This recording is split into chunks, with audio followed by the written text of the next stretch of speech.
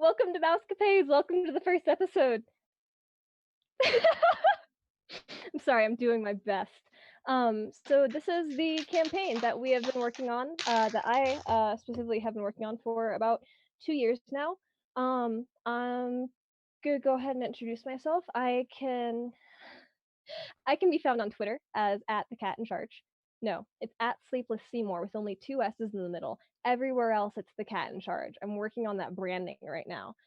I'm going to just popcorn it over to my other players right now. If Miranda, you want to go first and introduce yourself and tell us where we can find you. Hey, I'm Miranda. I'm playing Coram today, who is a goat folk sorcerer. You can find me on Twitter at mdebenham1, and I'm on Insta and stuff as well, all under the same handle. Yeah, that's me. Oh, and I use she/her pronouns. That's a good thing to mention. I use they them pronouns. Cool. Rue, we're gonna go over to you next. I'm Rue, and I use he or they pronouns. And you can find me on Twitter as at Ilana Knight 13, ILANANIGHT, and the number 13. And then I'm also on Instagram as the same handle without the 13 on it because I'm a goblin. Awesome. Ari, you can take over. Hi everyone, my name is Ari. Today I'll be playing Joel, who is a cleric, an Asmar cleric. My pronouns are he, him, but gender is a social construct, so you can call me whatever you want. What else? I have something interesting. Oh yeah, my Twitter is C Anemone 6. I don't really know why. It doesn't have anything to do with my brand, but I want to be a fighting game player at some point in my life because I'm pretty good. So we'll see where that goes. But that's what I post mostly on Twitter. So if you're interested in that, check me out. All right. Me. Yeah, Ivy. Okay, wait. Hi, I'm Ivy. I use they, them, or she, her pronouns. You can find me on Twitter at paladin_lesbian. You can also find me on Twitter and literally everywhere else as at paladin butch. I am playing Alex. He is a wood elf monk. Way of the open hand because he's you catch these hands. Um, yeah. Alex uses he him pronouns, but is not a man, to clarify. Thank you. That's it. All right, fantastic. Just a little bit of setting the stage before we actually hop into the campaign. I guess technically you could call it hopping right into the campaign because we are starting in Daggerford. Daggerford is a little, not coastal, but it is on the northern bank of the Shining River in the western heartlands of Faerun. The year is 1491, and the month is Elaint 25, 4 days after the autumn equinox.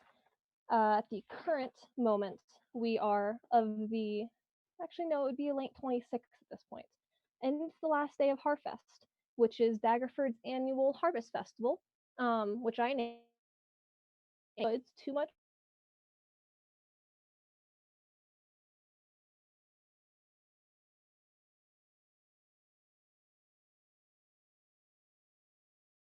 Has anyone else lost Joe's audio? Yeah, I have two. I thought I was messed up, but yes, we lost audio for a second.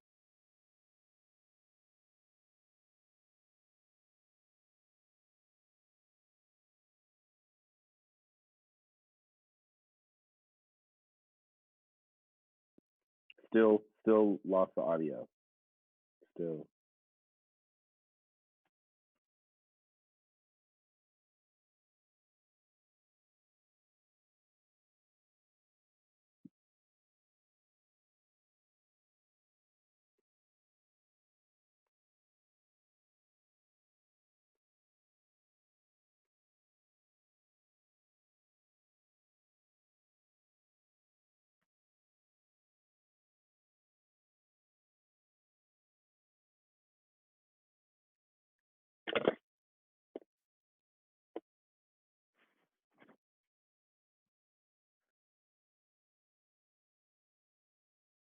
Hello?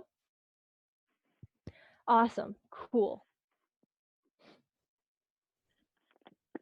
What's the last thing that you guys heard?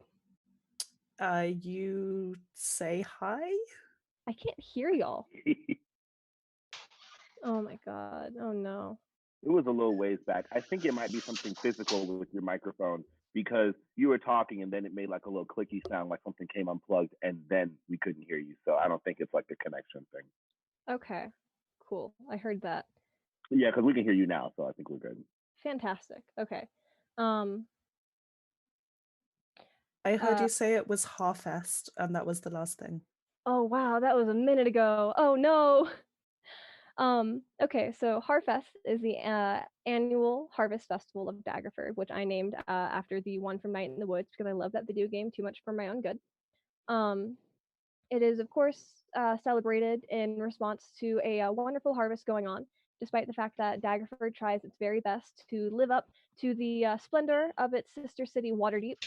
It's still on sort of the poorer side, so the celebration is a little bit lackluster, but the joy is still there. Everyone is still very, very excited to be there. There are game booths that you can enjoy. There are food vendors, drink vendors, all sorts of exotic things that they make just for this 1 week of Alaint for everyone in Daggerford, the citizens, of which there are about 1,000 or so, and then also people who come from all over the Sword Coast to partake in the festivities. One of the main attractions of Harfest is a 3-part competition known as the Gladiators Gauntlet. It is a spectacle of which 2 battling parties essentially take place in a best 2 out of 3 competition. Um, Involving things such as a pit fight with multiple monsters, a um, fantasy version of what is it? Hell's Kitchen? Chopped. Chopped. That's it. A fantasy version of Chopped, and then also a race across Daggerford's rooftops through its residential district. Hundreds and hundreds of people pay to see it, and whoever is the winning party wins a whole bunch of goodies and treasures to enjoy for pretty much the rest of their adventuring time. Um, Speaking of the winning party, we are going to pan down on the later afternoon of Daggerford as the sky is just beginning to light up and the sort of oranges and purples as the sun begins to descend behind the horizon.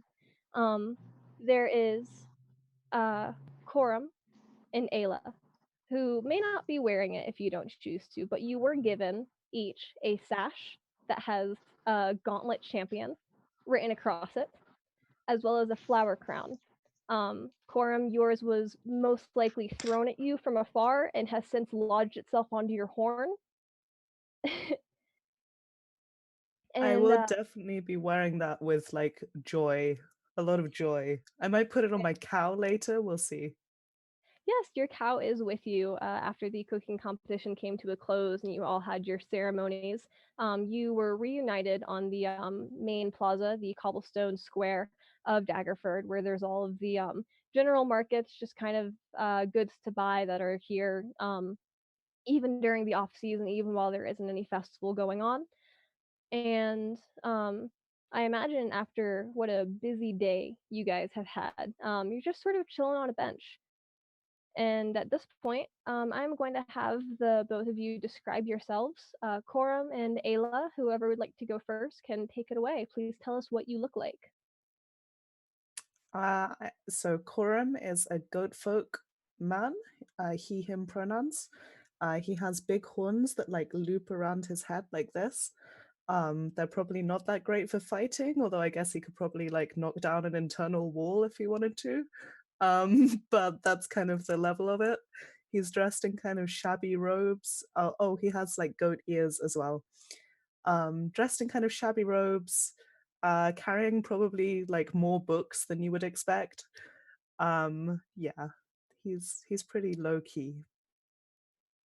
Awesome. Ayla is a drow, a non-binary drow. They use they/them pronouns.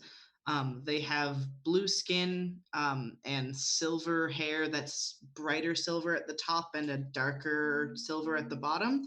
And their bangs are left to curl in front of their face, and the rest of their hair is braided over their shoulder. and they wear little like half rim glasses. So they've got glasses that are half rim, and they usually keep them kind of low on their nose because they're more for reading and doing things, not so much for long distance.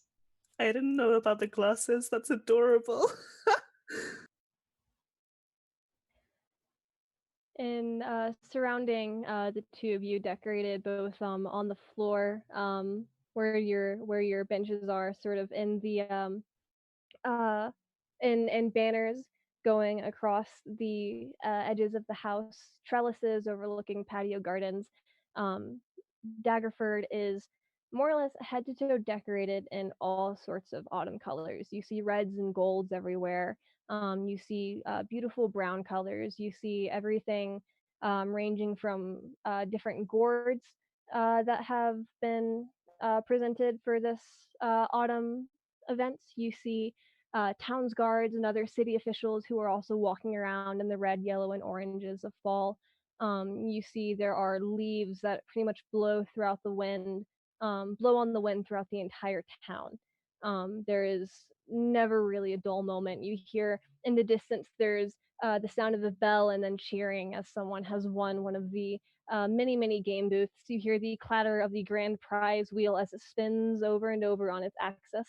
And as we move out again from this bench and sort of make our way towards the wall of Daggerford, the 20-foot high wooden palisade wall that encircles the entirety of the small town.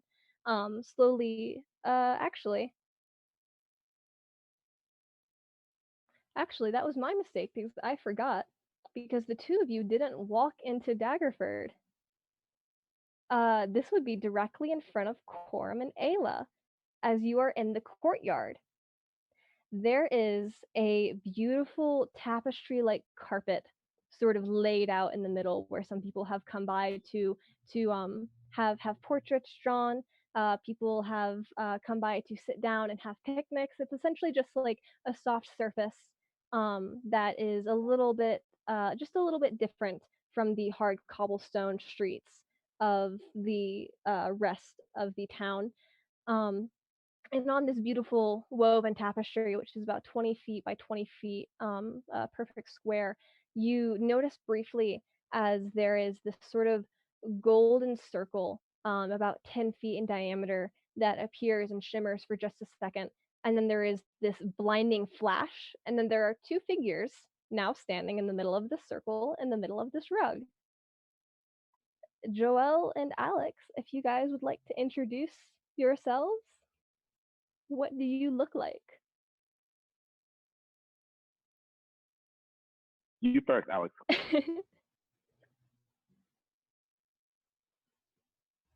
You're muted.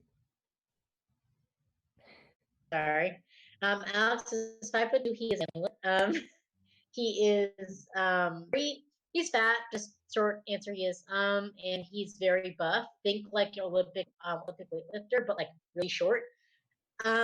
He's got auburn red hair, and like the sides and the back are shaved. So he has like flop of hair at the top and there. He's got like a plain t-shirt and like some blue pants on, and then like some like basic shoes, some traveling shoes.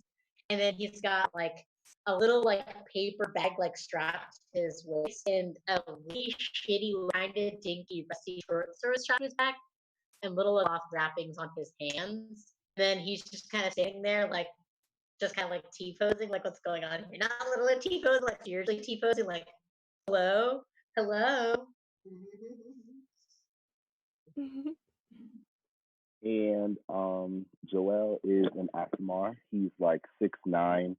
He has a shroud that has a headband that comes here, but the shroud comes like here. So he's kind of on Sia energy, where like you don't really ever actually see his face. But he's very pretty. Take my word for it. He's very pretty. Wears long robes. He has a toga style robe going up that's white, and a red skirt type robe that goes from his waist down until you can't see his feet either. And he walks like on point, always, like literally everywhere. Like vibratory, like all over the place. But you can't see it because you can't see his feet, so he's just floating everywhere like those Russian dancers. And he's really pious, so he always kind of just looks all elegant and regal, but he's probably freaking out inside and like trying to make sure that he looks cool everywhere he goes. And now right now, even as he's teleported into the middle of this area alongside Alex, he is also pretending to be composed, like he knows what's going on, but he does not know what is going on. I guess Corum is gonna like just think about firebolting someone, but not immediately, but just in case, just think about it. You also Valid. notice they have 3 whole horses with them. That's a hell of a lot of horses. I like to imagine Alex is holding the reins to the 3 horses in his little hand, and so he's just like standing there, like looking around like a child in like a candy store, like wow, oh wow, gee whiz, holding 3 horses in his hand, just standing there, like whoa. There are a great many things for Alex to see here. I suppose for ease of the audience, would it be a good idea to tap my head when Ayla is doing their telepathic communication? Yes. We'll do the so- same. And actually, probably just for the people who may be listening to it and not watching, you can also say like telepathically, Ayla says. Perfect. I will do or both. if you forget to, I'll just have you confirm. So then telepathically, Ayla, who doesn't know super much about magic, says to Corum, "Is it normal for people to just appear with horses?" Telepathically, I reply, well, it's normal to just appear places, but with horses is pretty impressive. Like, that is some cool ass magic. Also, horses are cool and bigger than cows. You're definitely bigger than your cow, which is maybe 3 feet from hoof to shoulder. It's very young. It's a gorgeous little kind of like a golden blonde cow with like a little white nose and a white little tuft of hair, which also has a flower crown kind of like hanging over one of its floppy little ears. I What will did you name protect her? this cow with my life. The cow is called The cow is Daisy. adorable. The cow is called What? Daisy. And Corum, you will remember you were gifted this cow with the intention that you could sell it. I doubt that you're going to sell it. Absolutely not. This is the new best NPC. All right. Daisy is precious. I will protect Daisy with my life and all of my. And Corum and Ayla, as far as panic is concerned, and like the unusual sight of this quintet just appearing, no one else seems to be really perturbed by it. There's a couple of people who kind of like jump out of the way as they suddenly appear, but other than that, like just a few sideways glances, people who are like, shouldn't you put your horse in the stable? But other than that, no one seems super, out of sorts. This isn't exactly normal, but people know how magic works, and people have teleported in and out of Daggerford multiple times, especially for the purposes of the Harvest Festival. Joelle and Alex, you guys are just standing on this rug in the middle of the courtyard. What would y'all like to do? You have 3 horses, two of them, because Alex, I think you took yours from home, or did you get yours from the theater? I got one from the theater because I don't Okay. have a horse. Yeah, that's right.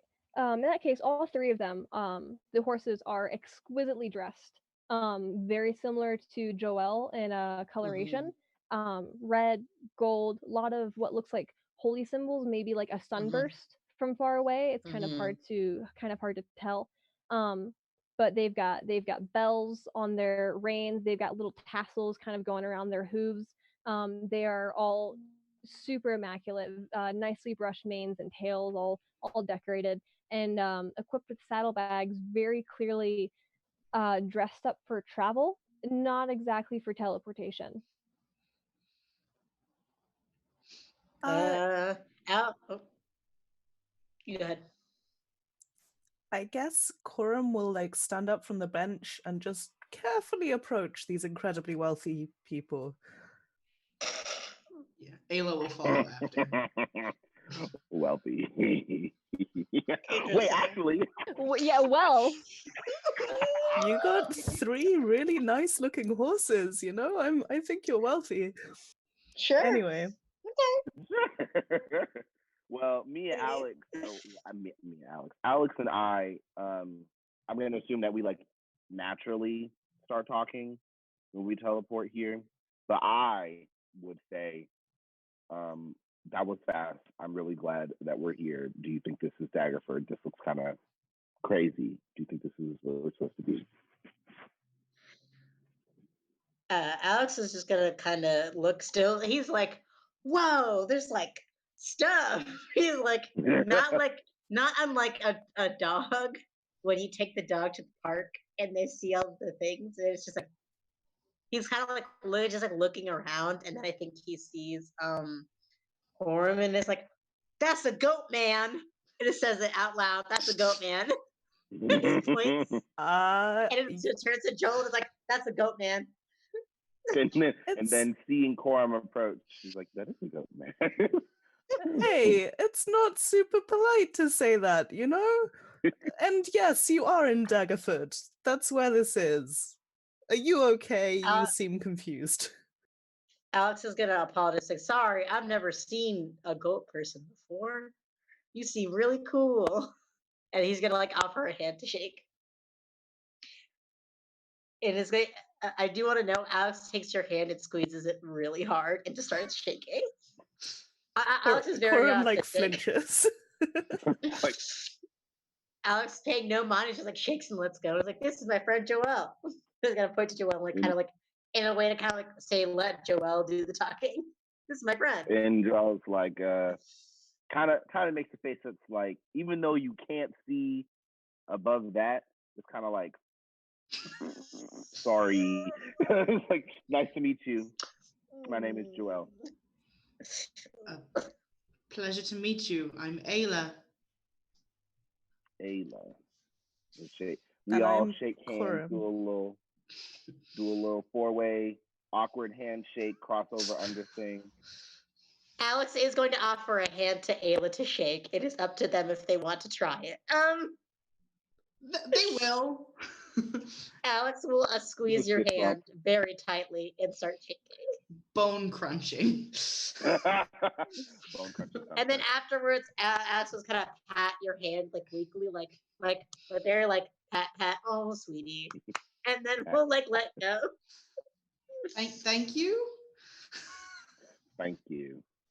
Coram will like whisper to Ayla, "Do you need healing? That hurt." I think I'm okay. I just can't feel my bones. I don't think I can ever feel my bones. Are the two of you all right?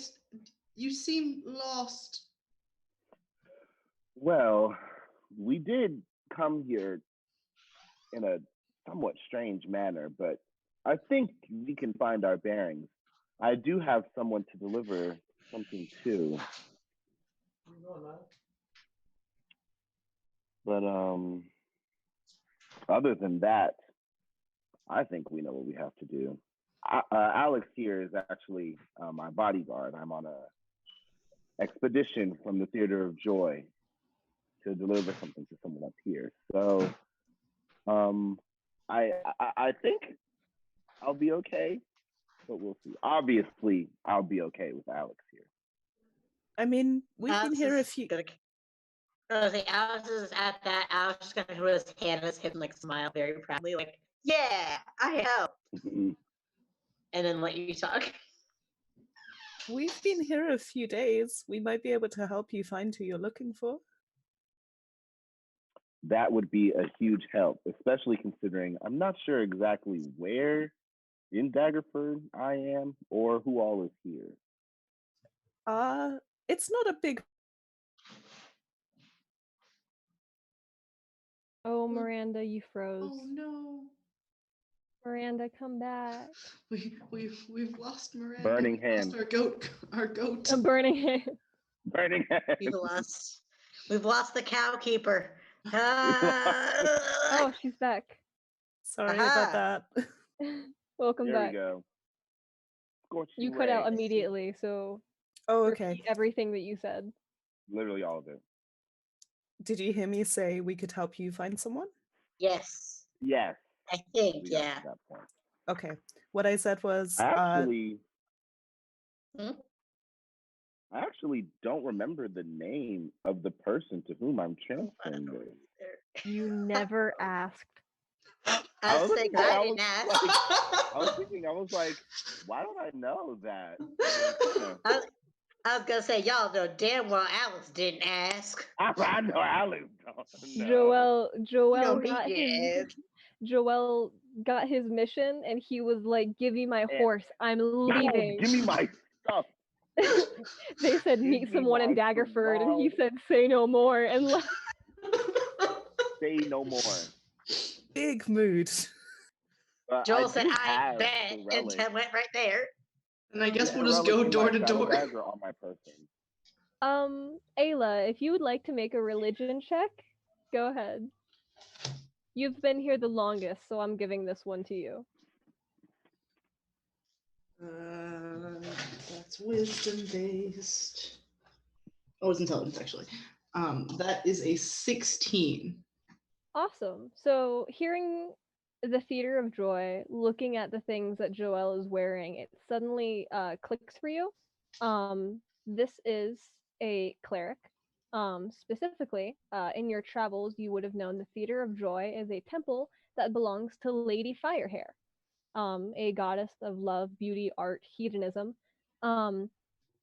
You mildly recall one of the patrons of the Dragonback Inn, who has been there for a couple of days now, who tends to attend all of your shows in the evening, is named Heartwarder David and is dressed very similarly to Joelle, minus the veil. Same colors, same kind of loose robes, same posture, stance, gait, beauty in general. That kind of pops into your head.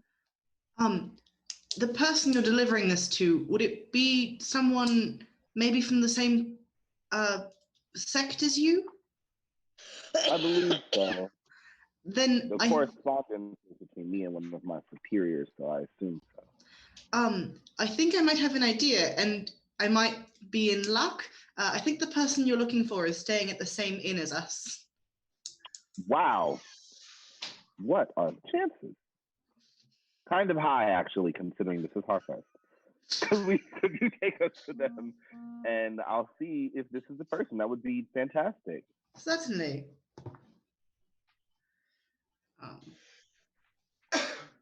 Am I performing tonight?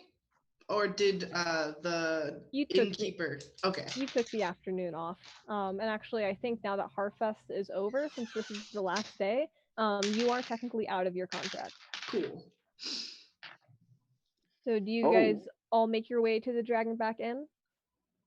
I have a question first. Yes. Does the inn have stables? Yes, because I tried to put my Okay, cow in them, but they were full. Ooh. We finna evict some horses tonight. Okay. Not evict the horses. No. Not evict the horses. Okay. The horses are also surprisingly calm. They're very well trained. Epic horse moments. So we're going to make our way over to Hell Inn. All right. Dragonback, I think that's what it's called. Indeed. Yeah. And the barkeeper, who you also know, is named Daldrum. Yep, that's it. Daldrum Dragonslayer. Ayla and Coram, you've both met him. So you guys head east, making your way along the plain dirt road towards the Dragonback Inn. It's actually named the High Road, this little neighborhood thing that you're going through, which is another part of Daggerford trying very hard to be Waterdeep, but being too poor to do it very well. Oh, me? The Dragonback Inn is a folksy-looking building with a covered porch that spans the entire front wall. People sit on it. People sit on rocking chairs on it, either smoking, playing dragon chess with each other. It's like Cracker Barrel, for all y'all who know what Cracker Barrel is. 2 stories high, walls made out of wooden slats with a feldstone veneer over it. The door is propped open with a decorative brick, allowing some of the atmosphere within to drift outside. As it is sort of late afternoon, a lot of the festivities of Harfest have kind of packed up from the streets. A lot of the vendors and game booths are now closed, and all of the festivities have been moved inside. You hear loud, joyous lute music. You hear conversations. You hear the clattering of silverware, as well as footsteps that sound kind of like people dancing around the way that they do in excited taverns like this. As you walk inside, there are timber pillars, there are exposed rafters supporting the upper floors. There is a simple yet enormous wooden chandelier hanging in the middle of the room, and the walls are littered with all sorts of memorabilia of battle, like shields and banners. And the focus of the decor is a humongous dragon skull, which is mounted high above the fireplace. And right below it, there is a soot blackened tower shield hung onto the wall. A couple of the wait staff sort of pass by carrying trays of food and mugs of ale. The bar, which is very close to the door, one of the first things that you kind of see as you come in. There is a short, stout dwarven man, red hair sort of graying with age. And at the sound of the footsteps, even though it's crowded and loud in here, he still sort of cocks his head as he hears you come in, and he turns and he greets you all with a wave. Um, Ayla and Coram would know that this is Daldrum, and he waves very merrily to you. He sees the sashes that you guys have on, and he goes, "I knew that you could do it. I knew I had made the right choice giving you this day off. How did it go? I didn't get to leave my post here and come and watch you perform, but how was it?" It was fantastic. I rode a wolf for a period of time. Incredible. And they didn't get eaten. It was amazing. Now that's something that you have to be careful of. You can ride wild animals all you want, and he kind of holds up his arm, which you see from about here down, from the middle of the upper arm down, is completely missing and is replaced with a pin and steel prosthetic, which is sort of dented with age. And he holds it up and he goes, "You can ride dragons all you want, but one mistake and it's going to chop your whole arm off. So glad to see that you're still in one piece." I'll be careful. Also, we did cooking, and I didn't kill anyone. It was great. That's very important. That's very important to keep track of whenever you're doing your cooking. Can't tell you how long that. Can't tell you how long that I have been. And we didn't kill anyone, and it's like, okay. Because if you did culinary confrontation, you didn't choose the thing. You didn't get handed anything that was poisonous, did you? The basilisk cart, I think it just caused problems for all the other ingredients. And if I hadn't cut all of it out, it would have been unpleasant, but I cut all the stones out. Did you know that Ayla can generate knives like forever and like throw them at things really accurately? It's kind of scary, but not as scary as setting people on fire. I think he mentioned that.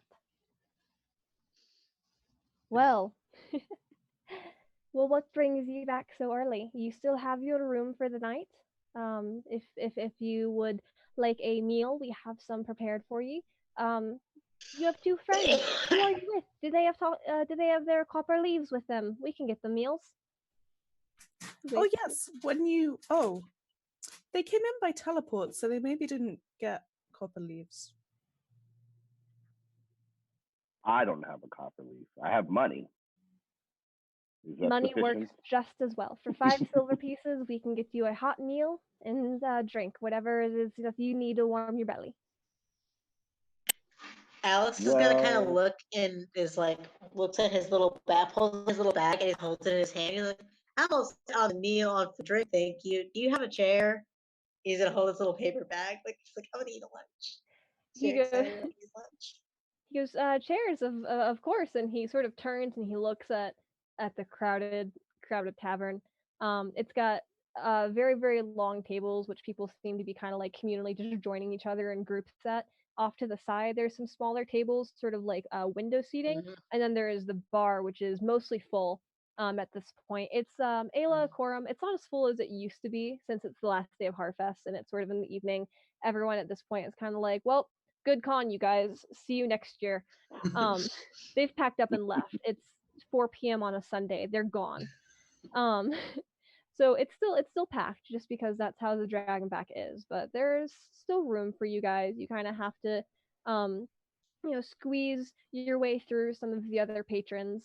And you see a couple of familiar faces that you see here, and over the crowd, watching the performer who is currently going hard on their lute on the stage, is a bright red hood that is decorated with lace all the way down the edges of it.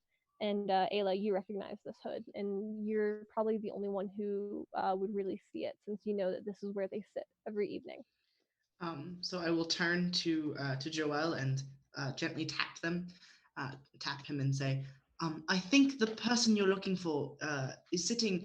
Do you see over there on the side? It's where they like to sit, in the big red cape with the fancy hood. I see. Joel starts to make his way over there. Thank you. Okay. Elegantly glides across to see them. Hoverboard. And if there's a hoverboard floats over to that location. And if there's an empty seat next to them or across from them, he sits down. Mhm. Yeah, they're at the end of one of these long tables, and there is indeed an empty seat across from them. As you approach, uh, you see what looks like a very, very tall, probably rivaling your height or so, very, very well kept and beautiful, um, sort of a sandy haired, pale skinned, elven man. Not very similar to the clerics who are in the temple. Um, definitely looks like a high elf, which you know that you're far north enough, you're close enough to the Glimmerwood that there's more high elves here than wood elves, like you would see more Mm. southward in Krimmer. And um, he just sort of looks at you very, very slowly, regards you with nothing more than like a side glance as you sit down. And he looks at you once, and then he looks at you again, and then he looks at you a third time, and he goes, "Oh, I recognize what you're wearing. Those Joel are does the bisexual finger gun. the He says, Lady Volca sent me to Daggerford to transfer one of these relics. And I believe that you are the person to whom it should be transferred. Indeed, yes." He holds out his hand to you. He says, "Heartwarder David, you can call me. Oh, What is your name?" my name is Joel. It is nice to meet you, Heartwarmer David. "Edemez Joel, it's a pleasure to make your acquaintance." And he sort of points towards Mm-hmm. his eyes, gesturing towards the shroud that you wear. Do you have the reliquary with you? Um, OOC, I don't remember if I keep it on my person or if I keep it in the saddlebag. Is it on my person? It can be on your person if you want it to. I It's feel like like it isn't on my smaller than a person. shoebox, so you can just Yeah. kind of have it tucked. Okay. So I do, because I would. And I take it out. I show it to him. He takes it, this gold gem encrusted sort of a small box, opens up the top of it, and he sees the velvet lined bones of the saint that you have brought. And he closes it again, and he goes, "Thank you very much. We will be transporting these to Darloon at once." Yeah. Okay. Wow. That was somewhat easier than I thought. And It in was that moment, Joel sits back and kind of remembers that his vision still involves this area, so there's more to it here. Mm-hmm. And then in that same breath, he says, By the way, Lady Sune, in Gate, I had a vision, obviously, from Of Lady course. Sune, and it was specifically mentioning going north and bringing me to this area, and very vivid, very clear, and it says I was needed and nothing more. Do you know anything for which we are needed? If there's anything that clerics are needed for, any person who is in need of assistance, anything of that nature. Thinks for a couple of seconds and he goes, I've only been here about a 10-day, but since I have any signs of danger haven't really made themselves known to me, you could say. Truthfully, I wasn't expecting you and your group for another half month, more or less. Yes, we he's like visibly stammering. A lot of things happened He to interrupts us. you. He reaches out and sort of takes your hand in one, and then he pats it with the other hand. And he goes, no need to explain yourself. You have already proven to be very trustworthy based on your excellent timing and expedience with this. I This was appreciate very that. important. Ugh. And then he kind of just like, because like everything has been a lot going on until now. He's like, I appreciate that hard word, Davies. Thank you for your guidance. I think I'll find my way. You know how our patron works. This is a little bit more than just find and go. So. If it was a vision, then I would keep your eye out for any danger of the highest degree. I doubt that you would be called to do something mundane. That makes sense. I will. I've been honing my skill, and I have at least a few new friends with me, so I think everything will be okay. And then he shakes his hand again and stands up and says, hopefully I'll be seeing you in some form sometime soon. If you visit Darloon, I hardly ever leave. And he does a little respectful bow, and he dips, and he kind of comes back, and he's sitting there like, well, You return. okay. You Come return back to the other three. Return to the other three, and it's kind of like, yep. Right, Excuse me. I have a question. Yes. For Joelle. Is dressing fancy part of your religion?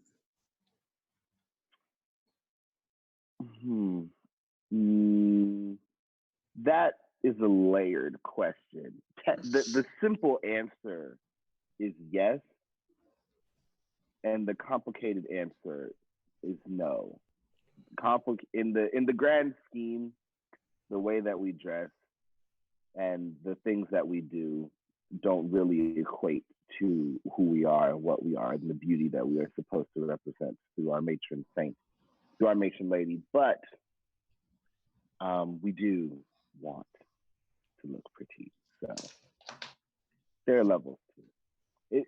So for me, the answer is yes. I would do this on purpose. Veil is but very everyone nice. approaches this in their own way. Thank you, and he kind of started. Like, I put a little sauce on it, a little something. Because he was stuck, because he's quite vain, but like he also is really empathetic, so he tries not to actually like be annoying. So he's kind of like, I definitely embroidered the edges, but I mean, it's whatever. They are very nice. Hopefully nothing insane happens to us. We almost were stranded in the wilderness earlier, Alex and I, and it would not look as nice as they do. We weren't traveling for very long. But you have 3 horses. How were you stranded? Well,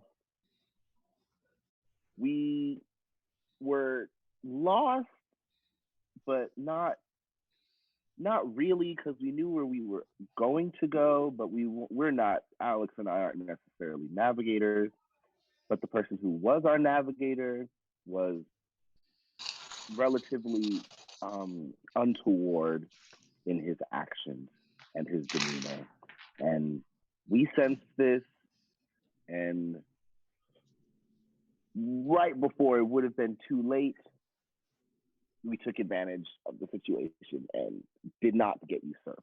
So we would definitely have been up the creek without a paddle if it weren't Alex for. is gonna kind of like I assume at this point Alex is kind of sitting and he's pulled like a little like a small like meal at like so like like some like a small like handcrafted little like they like a bento box, very that like eating his little lunch and like now fully kind of turns over and is like our map guy almost ditched us so I kicked his ass and then we teleported here thanks to a card guy and then goes back to eating his lunch. He's just like eating his little snack A and he like card guy? summarizes it in the parrot. It was Enjoy. he's like thinking, he's like counting on his fingers, trying to remember. It's like a tiefling.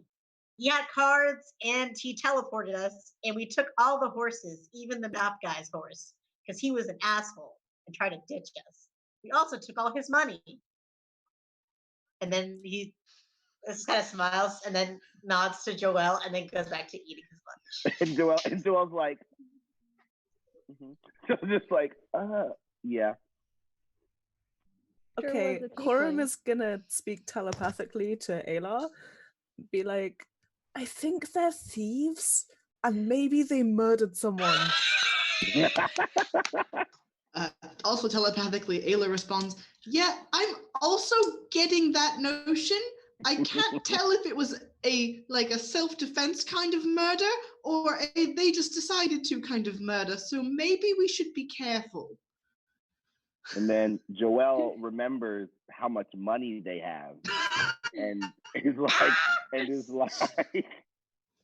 well, the only reason the so-called map guy was going to ditch us was because the tiefling guy Not the quotes.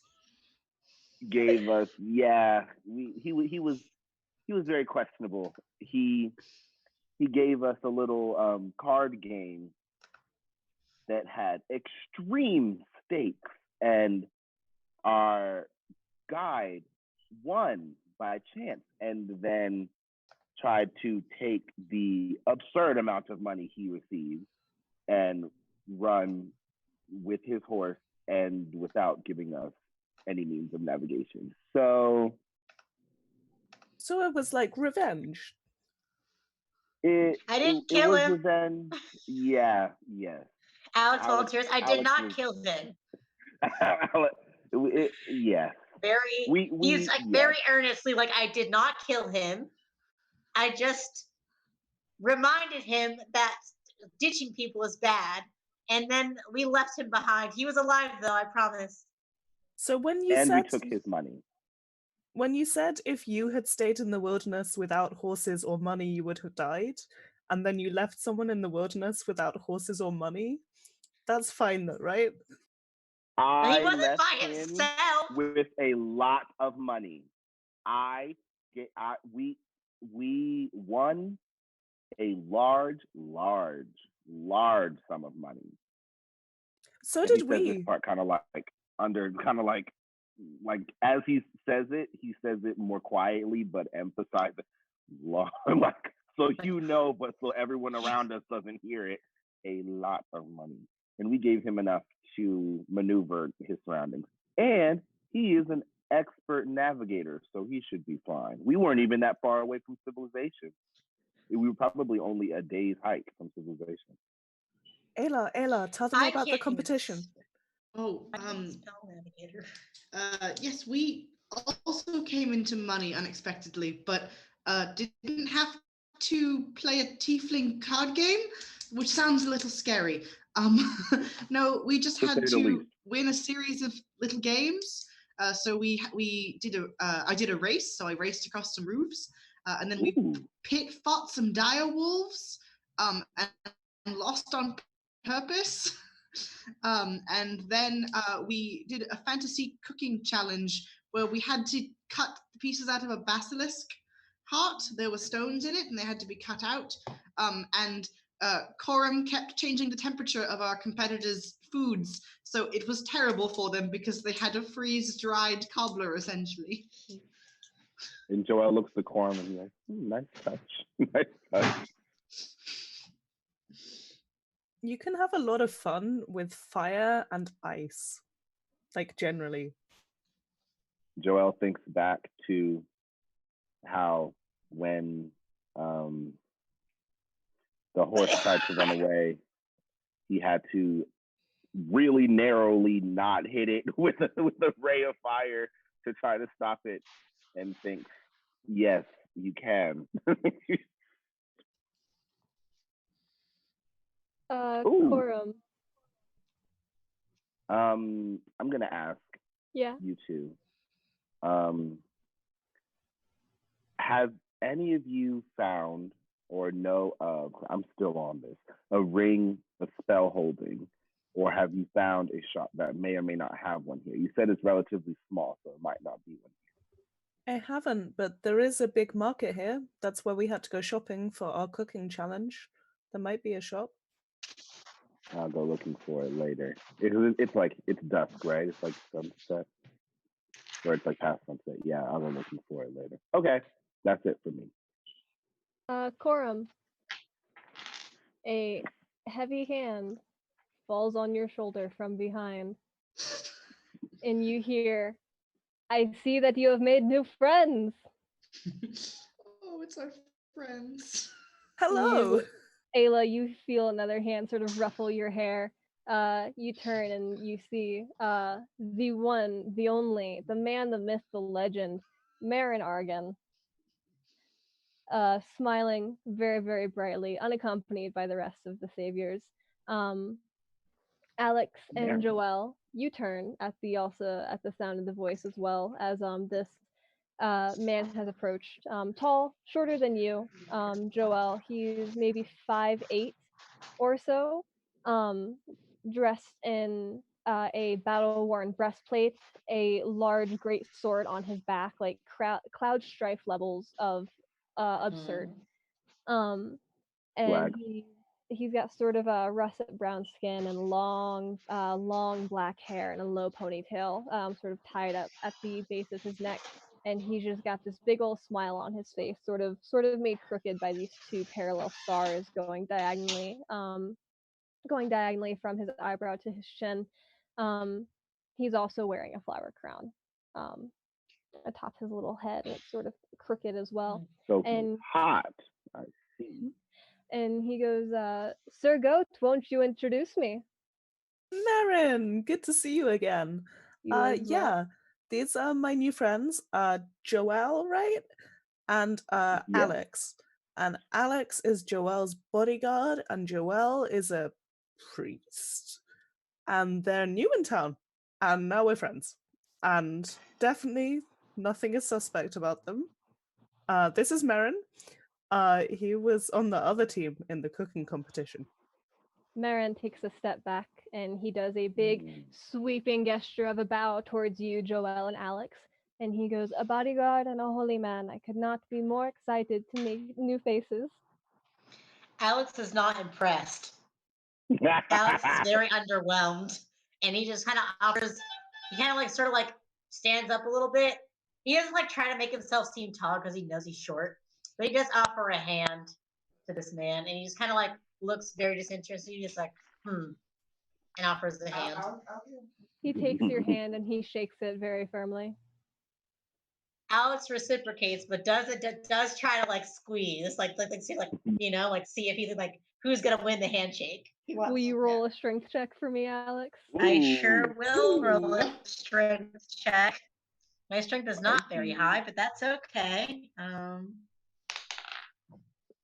Right, I'm writing my fan fiction right now. I got a 19. Oh, he got a 19 as well. Fuck. You guys make very intense eye contact, each sort of taking a moment to squeeze the other one's hand harder. And then finally you just give a firm little shake. And then Alex is going to let go and fold his arms. And he's going to kind of stare, not like rudely, because he's not like, he doesn't want to be rude. Because he's like, they're working hard on his manners, But he's like, still very like displeased, disinterested in this man. He's like, anyways, he's like, who are you? What do you want? Are you? He was excited to hang out with his friends, and now this weird man is here. um, uh, Corum, Marin sort of he takes his hand off of your shoulder and he reaches into one of the pouches on his belt, and as he is looking for something, he says to mostly you, but also kind of the group in general. Um, he goes, very, very excited to see your party grow. We will have to update the tales that they tell of you, Sir Goat. Regardless, I have made well on my promise. I have found, I would think, what might be a job for you, which may Oh, fall wow. into your usual line of work.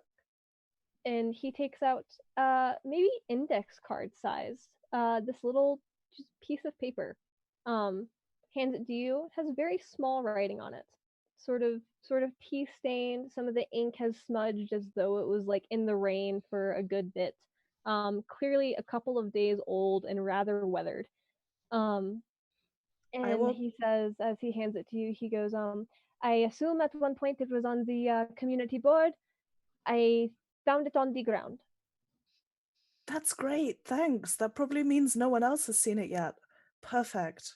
Ayla, can you read this? It's a bit dark in here, and I think I maybe need glasses.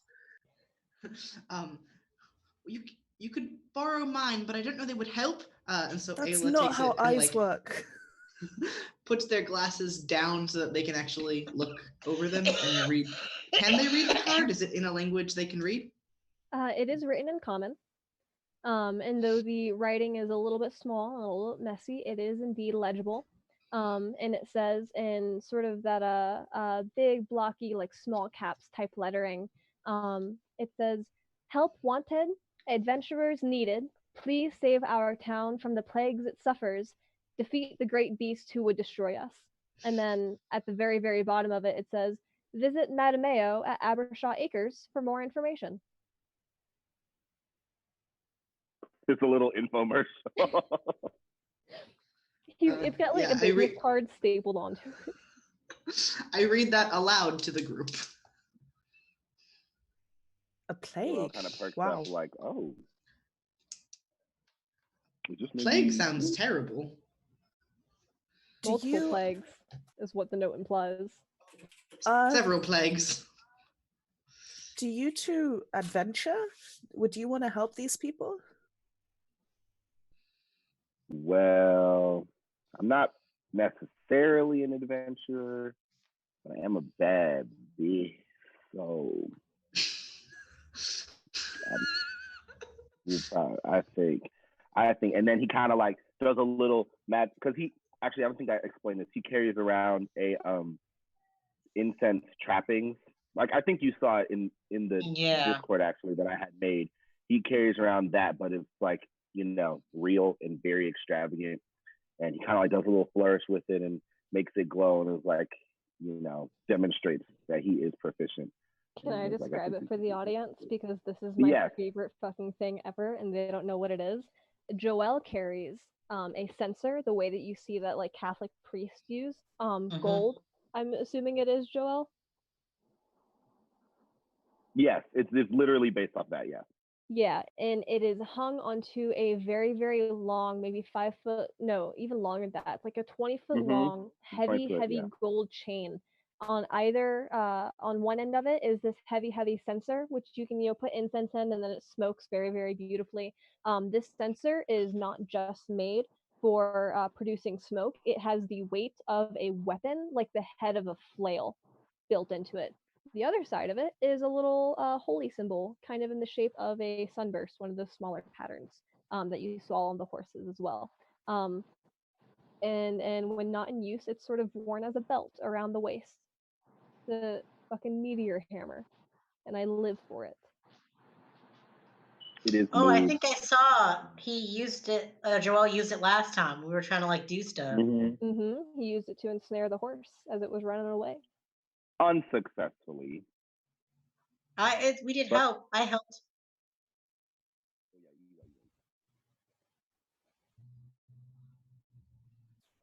Also, after giving you this paper, Marin gives you another firm shake, and then he just sort of walks off. You see him like across the tavern, rejoining his party at a little table. sort of vanishes into the crowd. You are left alone with this cry for help.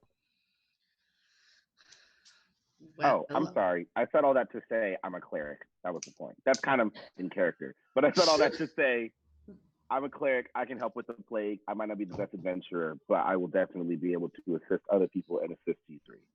And Alex strong AF, so we're gonna be fine. Definitely. I'm new to adventuring too, but Rue can protect us, probably. Rue? me, the human. Ooh. Rue just jumps in. Punches. Do you have a name for the two of you? Because us, we're Goatee and the Stabby people. We have a name. We should. We're funny. You could join the Stabby people. It's a plural. It's a plural because of the cow. Well, I'm not stabby. The cow is one of the Stabby people. Do you have to actually? Alex kind of raises his hand and is like, "Do you have to actually like do stabbing? Because I don't really." He kind of like gestures his like arms. Like, I don't really. It's not really my style. I'm more of like a, like. I think I'm the only actual stabby person. It's more of a sure, mood. I guess. More of a sort of energy, I would say. Makes sense. Alex is kind of think about it, like, no, later. Sorry, I'm like, no, away from there. I don't know. I guess that's where we have options. We can always brainstorm a larger name. We'll brainstorm one. I think we have some experiences. We have options. We'll see. Alina, I'm gonna get. Well, I guess we should go to this shop. Y'all hear Satan? Anyone else just hear Satan? Yeah, what was that? That might have been me talking to my cat. Yelling at her because she likes. Well, it's not my cat, my roommate's cat, but she likes to like get around where I need to be and like get in the way and be a little problem child.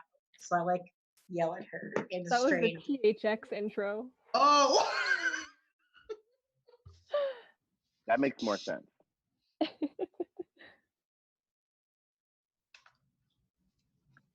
All right. Who is that person that this little call to action said we should contact? Someone at Abershaw Acres? Did I write that down right? Yep, Matameo at Abershaw Acres. Is that close to here? Matameo, for those of you who are taking notes. Mattpemeo. I didn't name him after the mouse guard character on purpose. I thought it was a cool sounding name. Someone pointed it out to me later. I'm sorry. Brian Jacquez, stay away from me.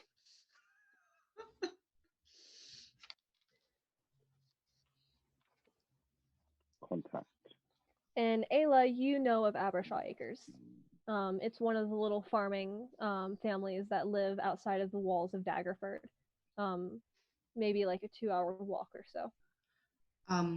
It's probably a bit late to be going out to see them at this hour. It's one of the farms outside of town, and it's past dusk, so perhaps we could go by in the morning? That sounds like a good idea. Sure. You still have your room for the night, Ayla? And Coram is staying with me, so. Mm-hmm. And we're just gonna get a room. Like, take this gold coin. You dummy left houses. You probably want to ask Doldrum about a room. He's in charge here. He's the one with the like cool arm. Oh yes, I remember him. And then Joel goes. He should be out cavorting, right? Yeah, Joel goes behind the bar. Just Joel goes up and is like, "Can me and my friend get a room at the inn?" No, I'm fine. I'm actually super hot. Yeah, I'm under all these pillows with all this stuff. I'm fine, but I'm just hot. Sorry. I'm like in a fortress of pillows right now. I see you. So yeah. So Doldrum, as you approach, he nods. Um, and he goes, absolutely. How long are you staying? I believe just tonight. Very well. For one room, we can put two small beds into it. Let's see, 5 silver per night. All right, and then I don't even have, but I have 4 silver and like 8 bazillion gold, so I'll just give him gold. I'll just give him a gold piece. Be like, keep the change, man. He He's takes like, it. He bites it, nods, tucks it into the pocket of his vest that he wears. I like you. All right, swag. I like you too, Doldrum. I'm like, thank you for your hospitality. Anytime. I was an adventurer myself in my youth. I know that you need nothing more than a good night's sleep and a good hot meal. So I'm here to provide. Definitely. And he looks at his arm and he sees his demeanor and how he's like actually awesome, not like not like our navigator who thought he was awesome. He's like, yes, very much so. You notice on the same side that he's missing the arm. He has a heavy scar going over his eye, which is clouded over. Mm. How far? Oh, we teleported. Never mind. I was gonna ask him about the rock, but we're literally not even close. We're not even over there anymore. Okay, I'm pretty hungry. Hope that rock doesn't come back. Right. I was like, but at least now we have people who can actually like engage in combat and not just like look stupid and just be looking confused. All right. So you guys get your rooms. Coram and Ayla, you already have yours set up. Alex and Joelle, you guys are rooming together. Yeah, and this is the halfway session of the or the halfway point of our session. So this is a good point to go on a on our break. Every session we will be having a midway break, and we have like eight minutes, but whatever. So we will see you guys in 10 minutes. Wag. Yeah. See y'all in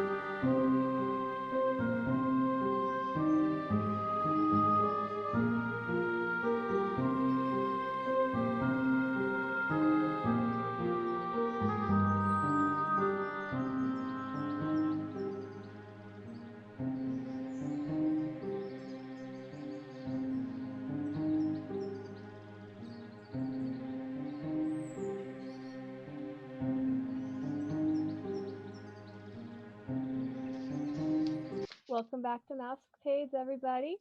Our 8 episode sweet and small adventure featuring the wonderful players Miranda, Rue, Ari, and Ivy, playing our wonderful characters. Corum, that's it. uh, Corum, Ayla, Joelle, and Alex. We just got back from break. I made a whole bowl of popcorn in 10 minutes. So we're a little Russian, but it's cool. We're fine. Before we left, we had a little bit of an introduction to Daggerford, which is currently celebrating its very last day of the 10-day long harvest festival called Harfest. Our party met each other after two of them teleported into the center of the square with three horses in tow. Um, Corum and Ayla, our gladiator gauntlet champions, approached, said hello, found out that they may or may not have been thieves, and then helped Joel find the person who he came to Daggerford looking for, a cleric of Lady Firehair known as Heartwarder David, to who Joel passed over a reliquary that he was sent here to deliver. According to a vision that he had gotten some days earlier, though, his business in Daggerford is not over. And before too long, you found out what it might possibly be. Something that also ended up entailing all four of you.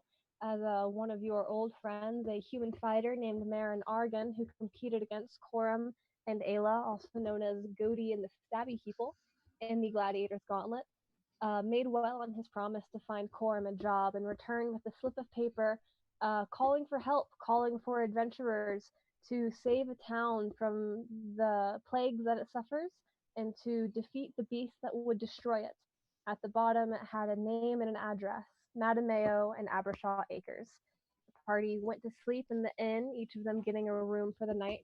And we are going to return in the early morning. Whoever wakes up first. I am only going to assume it's Joelle because clerics are like that. But whoever would I like to was literally begin gonna say can that. begin. And whatever your morning routine is before you set out on your little footpath for your 2-hour walking trek or riding. You have horses and a cow. That's technically enough mounts for all four of you. Um, Oh, that's Take it away. true. That's You so can ride the cute. cow? You can ride the. I mean, the cow is kind of small, but maybe. Maybe the Alex smallest is person small. can ride the cat. Yeah, I'm about to say Alex might be Alex able is to ride 5'2", so he could probably fit on the cow. Sure, that works. Assuming that Nova, assuming that What's I that? gotta first, I'm instantaneously going to the market because I want to find a ring of some sort, and I probably won't even be able to afford it, but I want to see, and I might be able to barter for it because I have money. So that's the first thing I'm gonna do. And even if I find something lesser, like potions and things that would just generally be useful for me to have as a healer.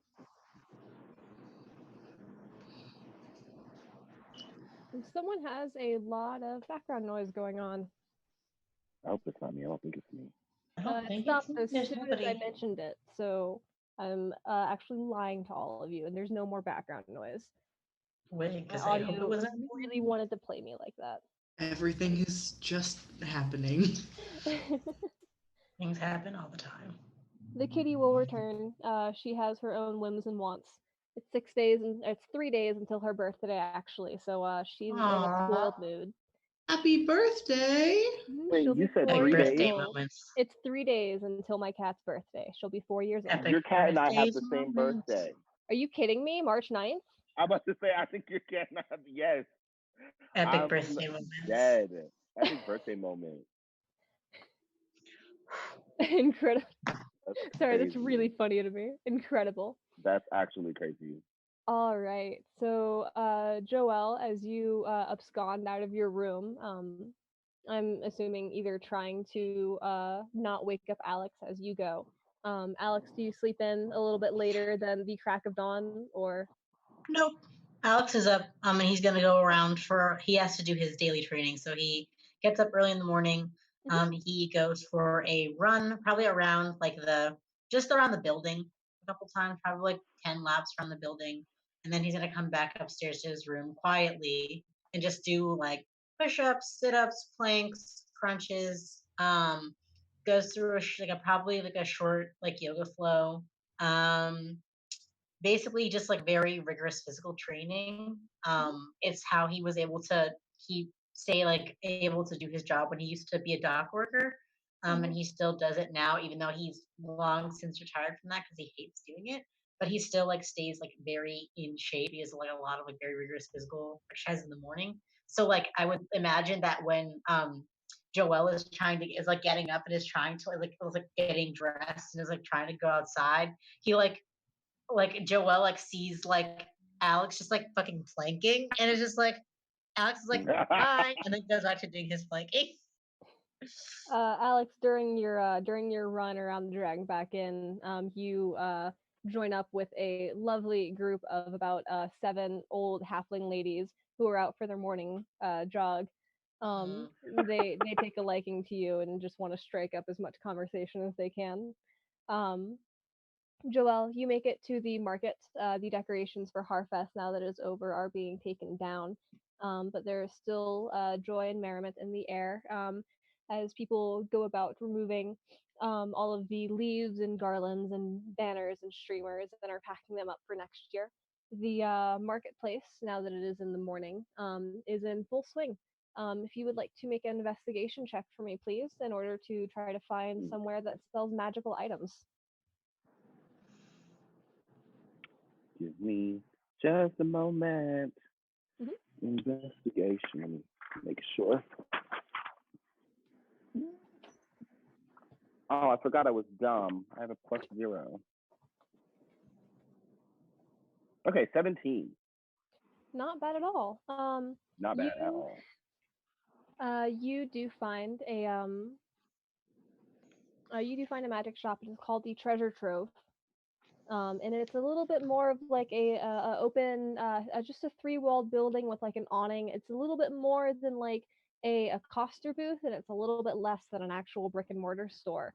Okay. But there is a little gnome woman who is running it, and she's hopped up onto this stool that she's standing on behind the counter.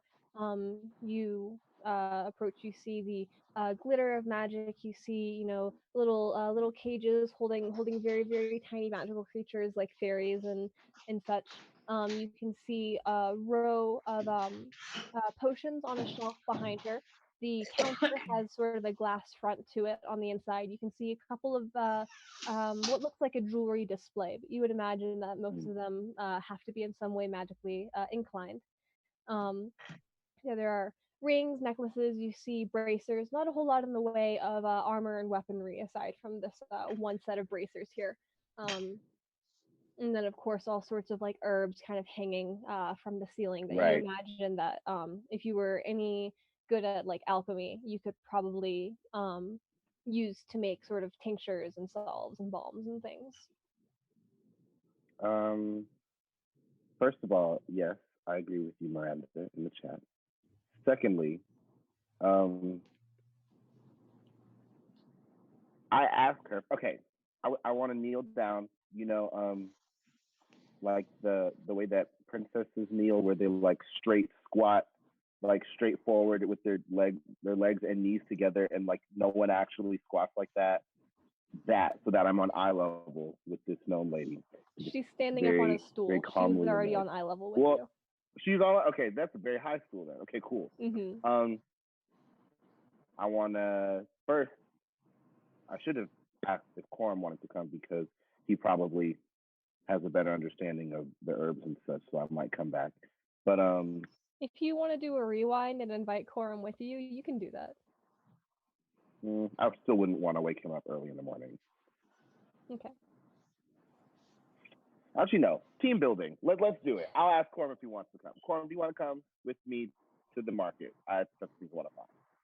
Can I bring my cow? I was gonna try selling her milk for some gold, or silver, or copper. Love cow. Great. It's definitely sounds like a great idea. So, I tell you, I'm looking for a ring of spell holding. I'm a cleric, but I try to specialize in skills relating to light, skills relating to damaging or assisting people, not necessarily healing. So a ring of spell holding would be a really easy way for me to distribute healing without, having to refocus my skills. That's really interesting because I'm a sorcerer, and when I'm not setting people on fire, I'm healing them. It's like we're like opposites. We're like the two sides of the same sea. So Yeah. because of that, I have some. I want to see if I can find anything that will assist us in the market, especially that ring of spell. So can we keep that 17? Can we keep that I found gnome lady? Yeah, you can still have found her. Okay, so we're at this shop here. First of all, apparently you can cook. Ostensibly you can cook. Well, I cooked once and everything was fine. So yeah. That sounds legit to me. So, are there any herbs here that you see or that you know of that would be useful for us in the grand scheme? Can I take a look around and see if I recognize any kind of arcane components or anything? Yeah, if you're looking for stuff specifically for magical properties, you can make an Arcana check. If you want to look for things that are edible, make a Nature check.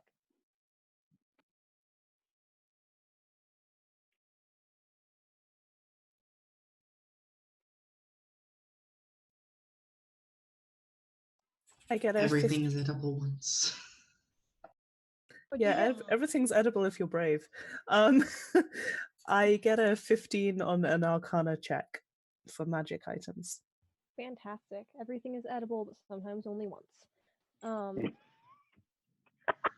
A 15 Arcana check will tell you there are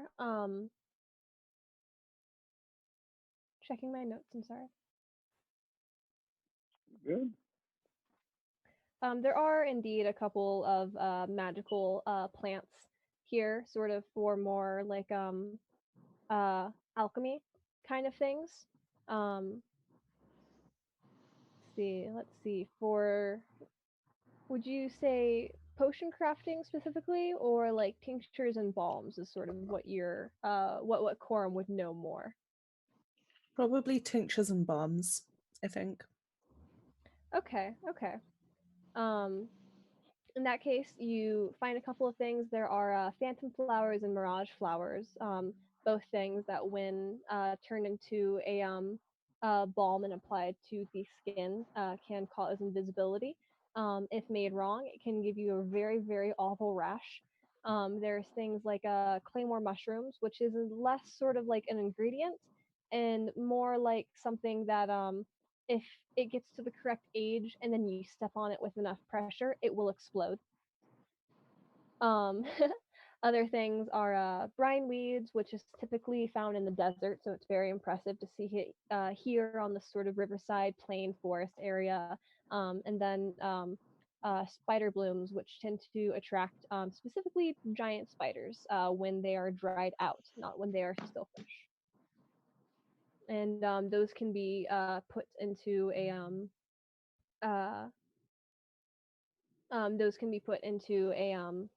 what's it called? Uh, the glue that's really, really strong and magical. It's used to make that. No, not universal solvent. You know what I'm I talking. know what you mean. Yeah.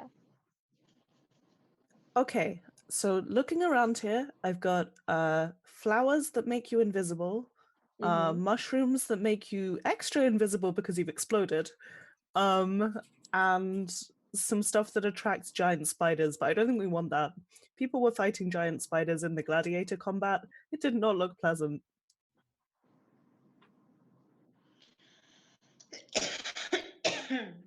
I keep forgetting if I'm unmuted or not. That invisibility flower, that sounds kind of useful. That sounds kind of good. So I asked the gnome lady, the wonderful gnome merchant lady, how much those are, and for how much it is for how much. The gnome lady tells you, for the phantom flowers, I can give you a bundle of 12 for 1 gold piece.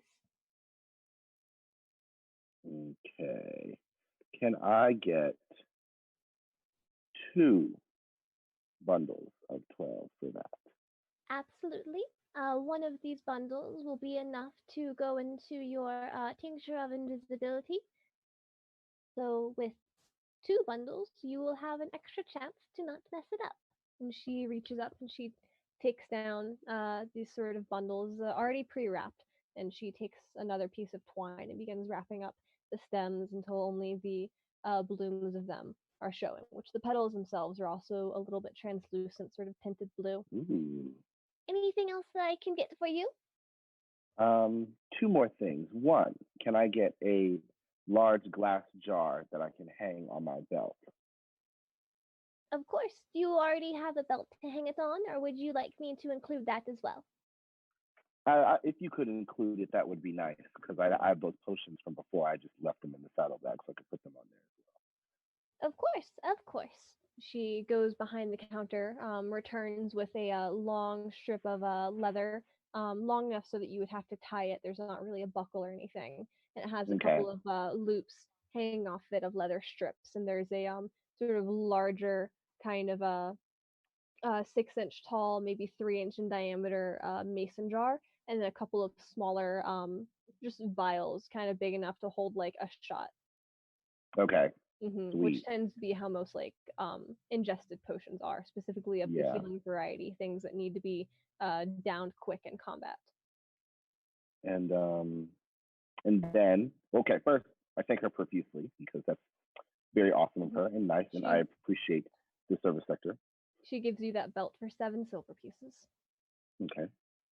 And then I asked if she has or knows of a ring of spell storage or any form of magical candle. Magical candles in the gate sense or in the summoning sense? In the gate sense, yes. Oh, that is something that is a little bit rarer than what we carry around here. It costs a pretty penny as well. You can usually find one of those for upwards of 50,000 gold pieces. Yeah, those are on the higher end. I didn't think there would be any in this area, but in bigger cities, would you think I'd be able to find them for sale? Of course, just take 200 miles northeast towards Waterdeep and you'll find yourself something there. Okay, good to know my options. Thank you. Corum's jaw literally just drops at the mention of 50,000 gold pieces. He's still like spluttering and trying to recover himself as you're thanking the gnome. She kind of noticed it and she nods at you. She's like, "Yeah, the economy is in shambles." I mean, it's all the beholders, you know? You just can't keep up. These dragons, they keep hoarding the gold instead of putting it back into Into the economy. They said it would trickle down and it never did. Dragons, man. You would think we would have known better. You know, from the ground level, you would think that, but maybe Knocks when on we're the door. older. Knocks on the door of a dragon keep, like, we need to reclaim the means of production. Production. This is too much. Okay, I think that's all. Oh, maybe. How does that? How does the herb that attracts spiders? How does it attract spiders? Is it just by existing, or is it when you burn it, or what? For the spider bloom flowers, they are always kept fresh, perpetually, as long as they are at least partially submerged in water. They will remain fresh. They are some of the easiest plants to grow. However, if you ignore them for too long, or if you take them out of the water, um, they will dry out and then will attract giant spiders to your location who will attempt to eat the flower. And if they cannot get to the flower immediately, they will eat whatever is in between them and the flower.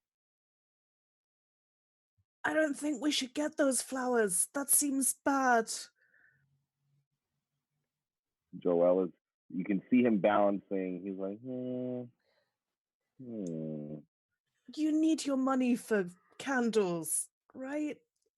I do need my money for it, but that is a lot of money. Hmm. How much money could I get for a spider's hide? We'll pass. She goes, they are typically used for clearing out forests whenever they become infested with these creatures. Hmm. I wouldn't That makes sense. recommend using them to summon them to your home or the home of someone who you may not get along with. I promise you that the ill effects are more than they're worth. Yes, it certainly seems that way. To be fair, I am interested in those claymore mushrooms. How long do they have to be fermented before they can be used as weapons?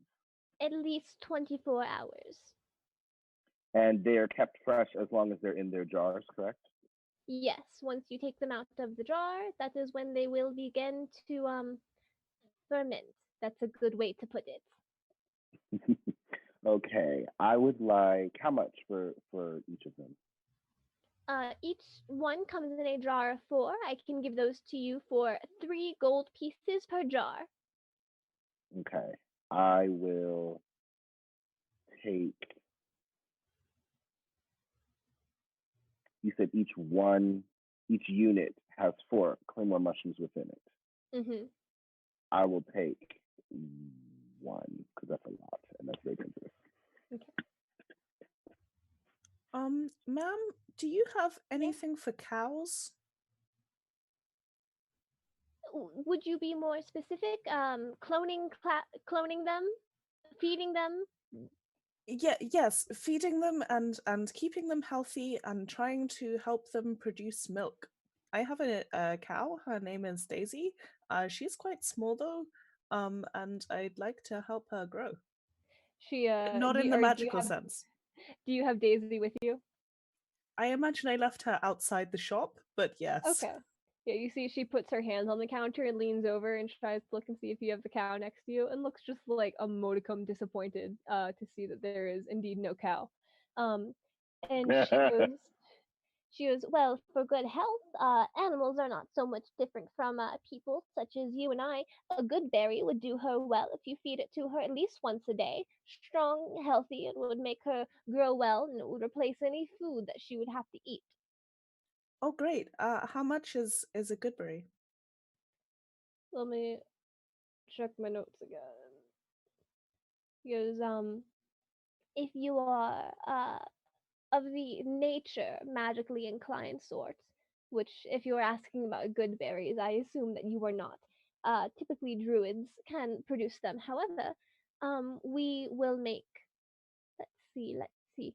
I can give you a bushel of 10 for 5 gold pieces. Okay. Yeah, thank you. Just one bushel? I think that's all I'll need for now. We can come back to town and get more later. Very well. And she goes and she begins, collecting the jar of the claymore mushrooms.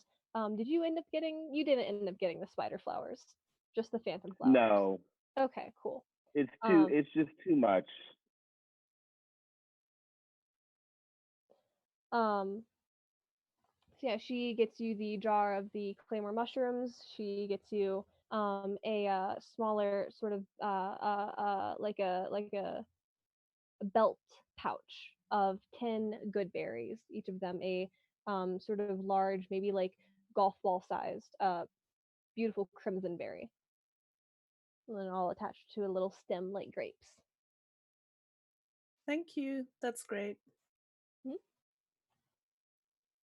Oh, I do you think know we have anywhere all we need. that would want to buy fresh milk? Of course, if you if you have a stand that you can set up here in the market, then people will of course come and buy it from you. If you're looking from an actual seller, I would recommend going to the bakery. They're always looking for fresh milk. Thank you. Gnome Joelle, lady is the goat, bro. Gnome lady is it. if we go to the bakery, we can sell milk and get pastries. Morning Ooh, pastries. It's the pastries. best. It's the best. I think that's the best idea for us. Let's head there. You guys head over to the bakery. It is in view, in fact. You're in that same sort of cobblestone square that you appeared in when you first teleported here. The rug is now rolled up as part of Harfest decorations being taken down. Um, you make your way over to the bakery. Walking inside, you see that it is a actual proper brick and mortar store. There are multiple counters set up that are filled with fresh pastries. I work in a bakery, so I'm getting into my element here. I'm not going to info dump you guys. I'm trying very hard, I promise. Multiple fresh pastries set up early in the morning. The bakers have spent, you know, plenty of time overnight working on all of this, and you see that there is one person sort of in the back packaging everything into paper bags and in boxes so that it can be set out for the day. You can smell the sugary simple syrups. You can smell fresh powdered sugar. You can hear the sound of milk being poured out of a pitcher as the bakers continue in the back, and the clerk running the store, who currently has his back to you, but there is a little bell on the counter that you can ding, is a very, very large, about 8 foot tall, half orc man. Okay, I'll go up to the Half half orc. orc pastry chef, man. It's That a sounds mood. like a boyfriend. That What? sounds like a boyfriend to me. That's what I heard. Same mood. That's what I like to give to my players. Excuse me, sir. He large muscled lumbering figure. He turns around. You see that over the sort of plain brown shirt and simple pants that he's wearing, he also has a fresh white flower covered apron on it with a little pink decal of a cupcake right on the chest. um and he turns around and he has a big grin with his two tusks that curl over his face, and he goes, "Yes, how can I help you?" I wondered if you would be interested in fresh cow's milk. I have a beautiful little cow outside, and I'm looking to sell her milk.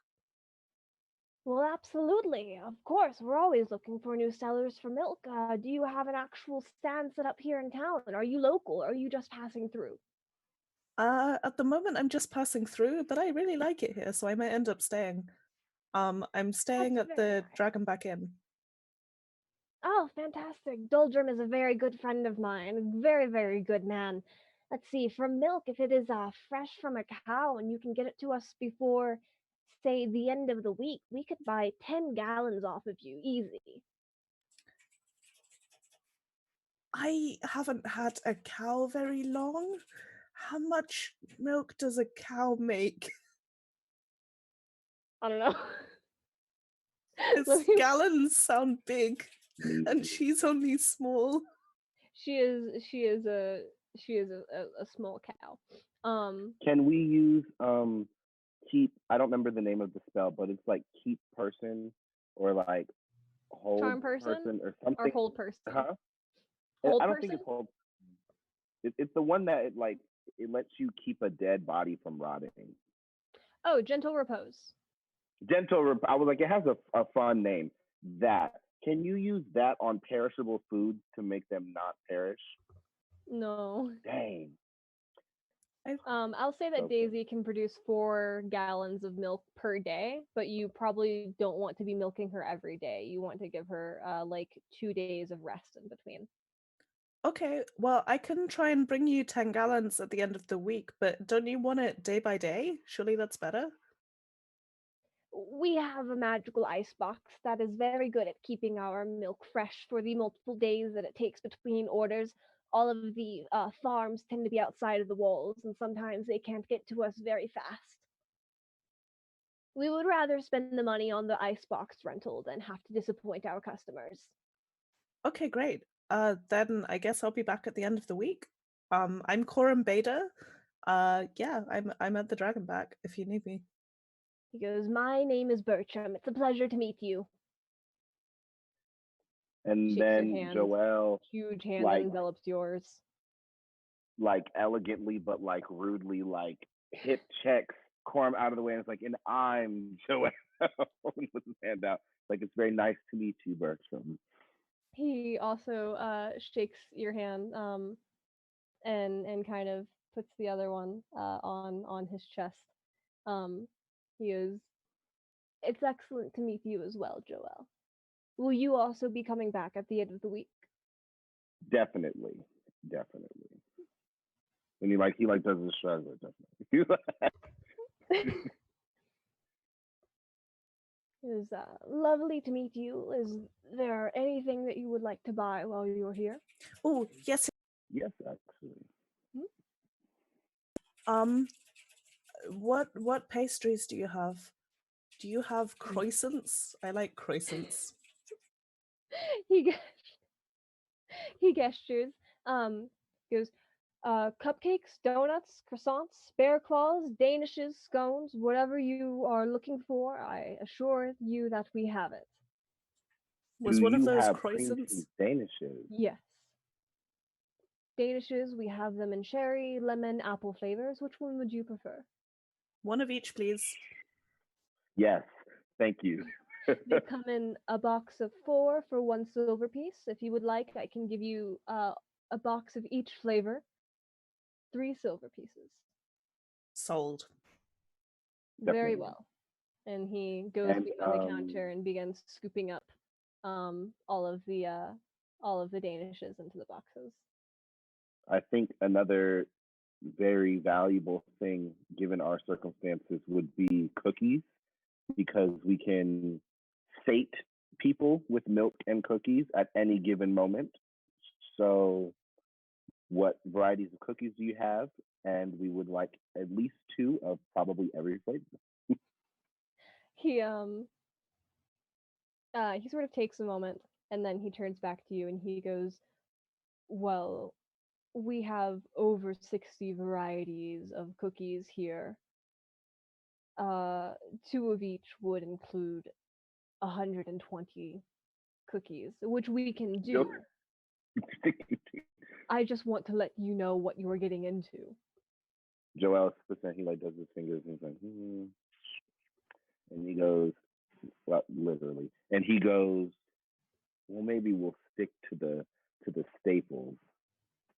He says, can we have 4 snickerdoodles, 4 soft cinnamon cookies? Let's see, 4 double chocolate chip cookies. He's collecting everything from the shelves as you list off. 4 peanut butter cookies. What is another one?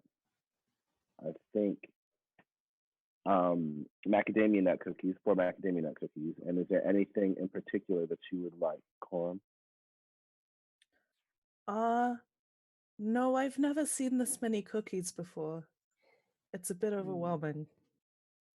Let's get a wild card. Are there any magical cookies that are prepared with rather unorthodox ingredients or methods? Is unfortunately looking for magical ingredients tends to be somewhat out of our price range when we're cooking here. Makes sense. Let's see. I think that's about all. And then for breakfast, I personally, I can't speak for anyone else, but I would like a blueberry muffin. Because blueberry muffins are fantastic. He reaches towards one of the wire racks and takes a single blueberry muffin and just hands it to you over the counter. You can feel that it's still sort of warm from the oven. And On the I house. don't know what anyone else would like for breakfast. Ooh, he said on the house. Joel physically goes like, and then he takes the cookie and he's like, "Thank you, my good sir." And he pulls out his coin purse for the to pay for the other 80 bazillion cookies. What was it? 4, 8, 16, 20, 20, 24. Was it 24? Yeah, I think we so. can just call 24. it like a shit ton of cookies. Yeah, at this point. Yeah, he hands you a little like decorative picnic basket that fits all Oh the my gosh, cookies that's as exactly well what I as was your gonna ask for. as well as your 3 Danish boxes. into it. And he sort of counts everything. He's got a little piece of paper that he's writing everything onto, and he goes, for everything, it will be 5 silver pieces. And then I give him 2 gold pieces, and I put it in his hand and like do the thing where you like curl their hand over it, and it's like take this, that, and then I don't say anything, but I just like give him like. He nods. He puts one of the gold coins into like a wooden box that's sort of like cash register adjacent. The other one he puts into a little tin that has like tip jar labeled on it. He smiles at you. I very much hope to see you again at the end of the week. And then Joel gets flustered, and he gets the finger basket and puts it on his arm, the same arm that is carrying the Simpsons. Like, okay, let's go. And he's like, Y'all motor out of the bakery. As we're leaving, like Joelle exits rapidly, and then Coram turns back and is like, his name is Joel at the Dragon Back Inn, room 6. And then leaves. He mouths, thank you. And and as we're walking back, Coram and I are like, do we have anything else that we need to get? I think we got everything that we need for today. I'm good. All right. And it's still like 6 a.m, right? Yeah. Yeah. So we bounce. Ayla, we're gonna bounce on over to you because you haven't told us what you're doing this morning yet. Well, for starters, Ayla doesn't wake up particularly early. They're not a morning person.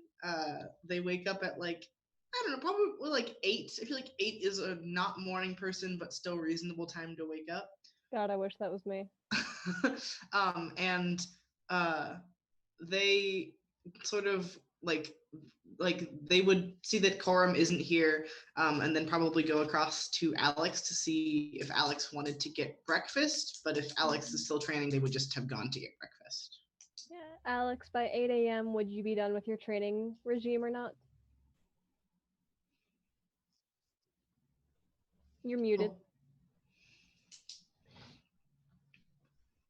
Okay, sorry. I would he would definitely be done with his training by then, but he would be like sitting on the bed, like in like he'd probably be like sitting on the bed, like no shirt, with like just like basically just no shirt, just like with like a towel, like wiping all the sweat off and stuff, and then he's like drinking water, like a lot of it. He's like having he's just chugging water and like trying to dry the sweat off before putting on like clean clothes.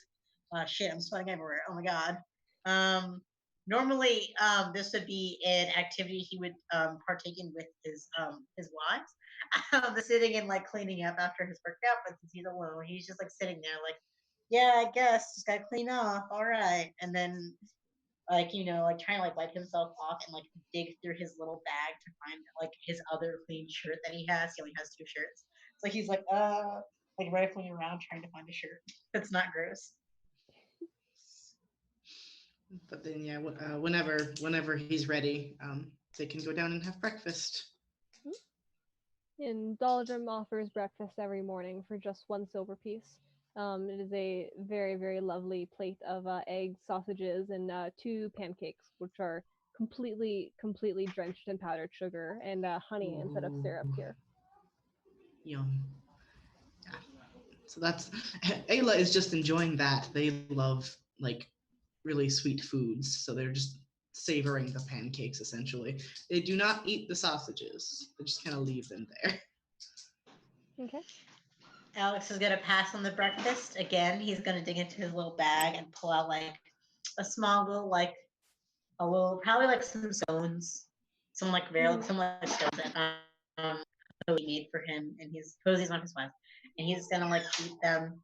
He's gonna kind of like munch on the scones with 2 hands, like very much like a child eating them, like a snack. He's like just munching on the scones. He goes into his lunch bag of holding. Yeah, his lunch bag of holding and pulls out some scones, like 2 or 3, and he eats them. Fantastic. And then after he's done with that, I think he's gonna realize he didn't write a letter yesterday. He's gonna immediately pull out his papers and start writing a letter to his Okay. wives. So you write your letter while Ayla eats breakfast.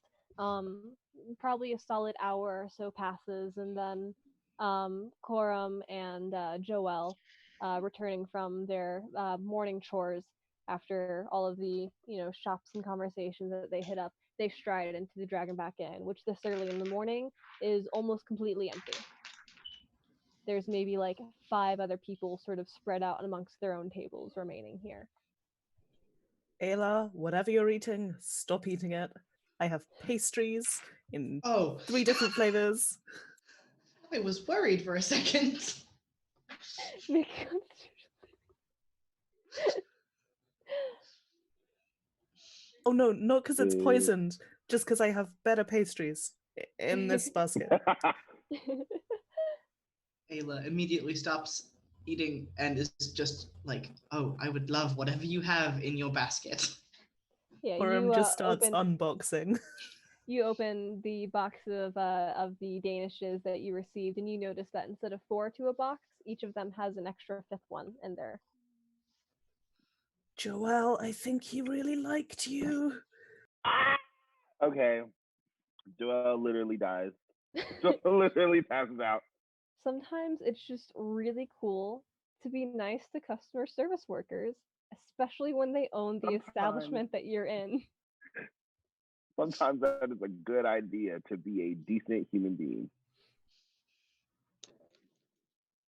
Joel's power move, Maybe being nice all to the service time. workers. Maybe all the time. So now that we're here, Yeah, you all enjoy a very Joel, lovely breakfast gathering together at a table or the bar or wherever you would like to sit. is Alex here with us? I assume so. He's eating his scones out of his paper lunch bag of holding. I don't want these cookies to go bad. We don't have cellophane. That doesn't exist. How do we do that? Well, we have magic. We can like read them. We can like would know that, like, sort of in this pre-cellophane, pre-technology era that Faerun kind of exists in, the food more or less is made to last longer. Comes at a cost of right. That quality, makes sense. but you guys have never had like a grandma's cookie before, so you don't know the difference Right. between that and the hardtack that you get. Right. Okay, that makes sense. Also, if you put it in a bag of holding, there's only 10 minutes worth of air in there, so it should stay pretty fresh. Yeah. Okay, that makes sense too. Wait, I don't know. How does Alex's bag work? Because it's not like a bag of holding, right? I don't know if Joel has asked before, but I will just sort of tell everyone as players. Alex's bag, which is it's like a brown paper lunch bag.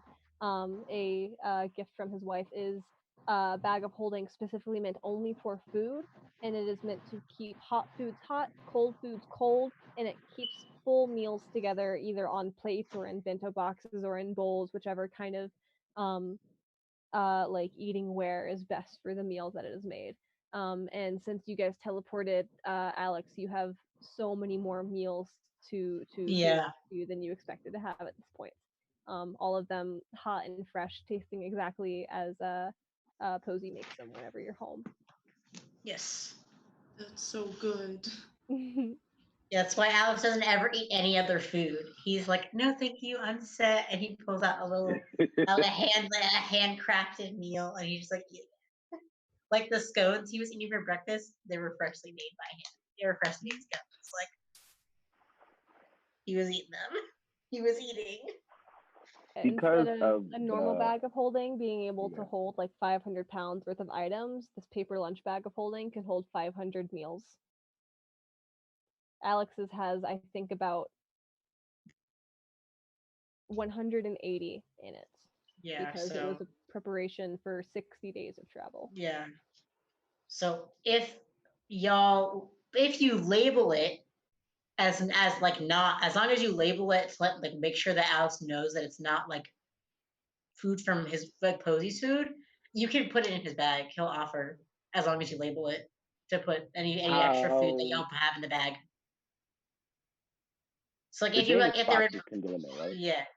yeah, even like with the Danish boxes, or if you like take the cookies and like wrap them in just like even just like some napkins or something, or like if you can like we can find like a Right. small like Tupperwares, like fantasy Tupperware to put the cookies in, and you write like what's on them, he'll be able to reach in later and pull them out, or when y'all can get it. Okay, that makes sense. For now, because it's aesthetic, I want to hold on to the basket that has the cookies at least, and also because they don't really spoil like Danishes do. But the Danishes, are the boxes too big to go into the bag? No, I would say that they would Okay. fit. Mm-hmm. So Alex, can I just put this full box in the bag, like all these boxes instead? He'll just like nod and like just like stick his hand out and kind of like in like a give me gesture for the boxes, Okay. and he'll just kind of shove them in there. So let's do the Danishes because Danishes are fire and I want them to stay squishy. But I'll hold on to the cookies and also so we can eat them while we're walking and be cute. All right. So are you guys So, setting off this morning for Abershaw Acres? Yes. mhm. Okay. Um, I would like. Well, are you going to try to find it yourself, or do you want to ask directions? I think I would Alex is trust Ayla. I mean, Ayla might not know exactly where it is, but I think they would ask Doldrum. Okay. Yeah, Doldrum will actually he turns around and he pulls out a jar of honey that you recognize from what he was sort of pouring onto the pancakes. And he turns the label around to face you, and there is a little blue emblem of a bee, and under it, on a sort of blue gingham background, it says Abershaw Acres. And he goes, "Ah, of course I know them. They're that beekeeper family." He goes, "If you head out the gates and then you go, let's see, west, walk for about 2 miles or so. It's a it's a big old white ranch house right off the beaten path. Um, Hundreds, not hundreds, but dozens of acres of land. A little bit farther off, so they're of course one of the larger farms that we get our shipments from. Thank you. I really appreciate it. Absolutely, it's been a wonderful time having you here, Ayla. Thank you. I'm really happy I was able to play for you. Me as well. Hopefully next Harfest, if um Helene falls sick again, you can cover for her again if you're in town. Certainly, I would. I even if I can't cover for her, I certainly hope to be back here for the festival next year. Well, I can't wait to see you.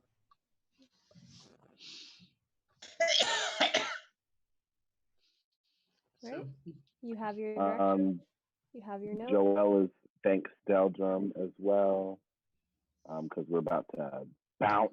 Mm-hmm. You return your room Just keys like, to him. dude, you're so fire. You've been helping us. This nice little. Oh, I didn't say this, but every time Joel shakes people's hands, it's not like he's always doing like a very pretentious kind of handshake. Like you're allowed to shake my hand. So he does that. He does that this time, and it's like, but he's like more genuine. He's like, I really appreciate this whole experience. He gives you all a great rosy-cheeked, hearty smile as you depart, and he waves, and some of the other wait staff who have come to recognize some of your faces also wave as you all depart. You make your way towards the palisade wall, towards the open portcullis gate of actually it's not fancy enough for a portcullis because that requires stone. Rip. It's like a sliding door kind of gate. There's like grooves in the ground where it goes and they pull it on like ropes and stuff, and pretty much and except for like sundown, it's more or less always open. There's not a whole lot of like border patrol going on in Daggerford. So you guys exit the palisade walls with absolutely no problem, and you make your way into the more open countryside, the rolling hills of the western heartlands that surround Daggerford here. The river shining, excuse me, the river shining to your south, um, beautiful glittering in the early afternoon sun, which is directly overhead. It is just a couple of hours now before high noon when you set out. As you walk for your 2 hours, the sun is shining, the breeze is cool. There are dead leaves of all sorts of colors which swirl around your feet. The grass crunches underfoot, also mostly dead as the weeks start to head more towards winter. You pass by multiple different farmlands, ranches, and plantations as you walk about. Most of them sort of close together. Their farmlands and their barns full of their animals, more neat little rows really than spaced out. Once you get an hour, a half hour into the walk, you begin seeing the farms which have um, hundreds and hundreds of square yards of land, the ones with the single ranch houses that are built high up on hills, and the ones where some of their animals roam freely. Every now and then, like a goose with all of her little gooselings following behind her trots across the path in front of you. At one point, a little tumbleweed that has a couple of feathers stuck out of it sort of hops across as all of the molts kind of catch in the breeze and spray across. Every now and then, like a bee also kind of greets you and buzzes a little bit around your ear. And you kind of get the inclination as the amount of bees begins to increase that you're probably pretty close now to this beekeeping farm.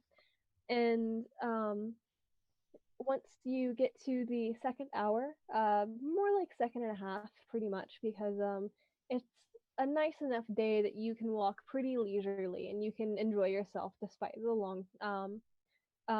longer travel time. I'm assuming that you guys are all on foot and not going on like horses. Okay, Yeah. I just assumed that. I didn't actually ask. That was my Yeah, bad. I mean, we might as well. We don't want to over inconvenience ourselves. True. Um, So whoever would like to have the note with them can also keep that on them, kind of like a little bit of a invitation. Um, and once you reach about the second and a half hour mark, you do see it. You approached a taller sort of hill, still no more than like 15 or 20 feet um, off of the actual ground. There is a 2, 3 story, maybe, a loft or an attic or something like that. A lovely large white ranch house. Um, Awning sort of similar to the one at the Dragonback Inn. You see further behind it as the entire sprawling front yard is completely filled with different sorts of crops. You see stalks of corn. You see what look like potatoes growing out of the ground. You see the top leaves of carrots and their neat little rows. Whatever sort of neat yards that the noblemen kind of keep in their fancy towns, this is the exact opposite of that. This is orchids and this is vegetations, and this is all self-sustainability going on here. The front part of the land where the fence kind of marks the border of the Abashaw Acres territory is also lined with fruit-bearing trees curving over the fence in the way that farmers will do whenever they have just sort of extra produce that they allow for travelers to just kind of pick off the trees as they're going about. Um, and despite the fact that it is fall and after the harvest, they still seem to be in a full swing with how well they are continuing to grow their things. You see a couple of empty patches of land that you imagine would be just a little bit too cold at this point to really grow things, but for the most part, the plants are doing very, very well despite it being the second month into autumn or so. There is a dirt path lined with a couple of bluish greenish cobblestones embedded into the ground that leads up to the front door. In the backyard, you can see where the beehives are kept, which you see probably over 200 of them, all arranged into their neat little rows and columns as well, like a very, very well laid out grid. And then further in the back, there is a somewhat dilapidated, sort of faded red barn, just kind of standing out amongst the rest of the pasture here. But you go up to the door, which is painted green starkly against the white of the rest of the building, and whoever would like to approach first can knock on it, or you can just wander around the territory. You can go through. You can do whatever you want. It's D&D. Throw a rock through the window. I would probably knock. Quorum's pretty polite. Okay. Knock on the door. You hear from the inside, "Just a minute." A couple of moments pass. Heavy boots walk up to the door from the other side, and it swings open with a creak of hinges that are in desperate need of oil. Standing in front of you is a very taller, somewhat sort of built woman, blonde brown hair pulled into a ponytail over the side, sort of formerly paler skin with a clear farmer's tan, a little bit sunburnt as well, sort of pockmarked about the face. Bluish greenish eyes kind of look sort of down at you, Corum, not intending so much to be stern, but that's just kind of how she looks. The flannel shirt and the high-waisted jeans and heavy farming boots, and she crosses her arms and she regards the rest of you and she goes, "How can I help you?"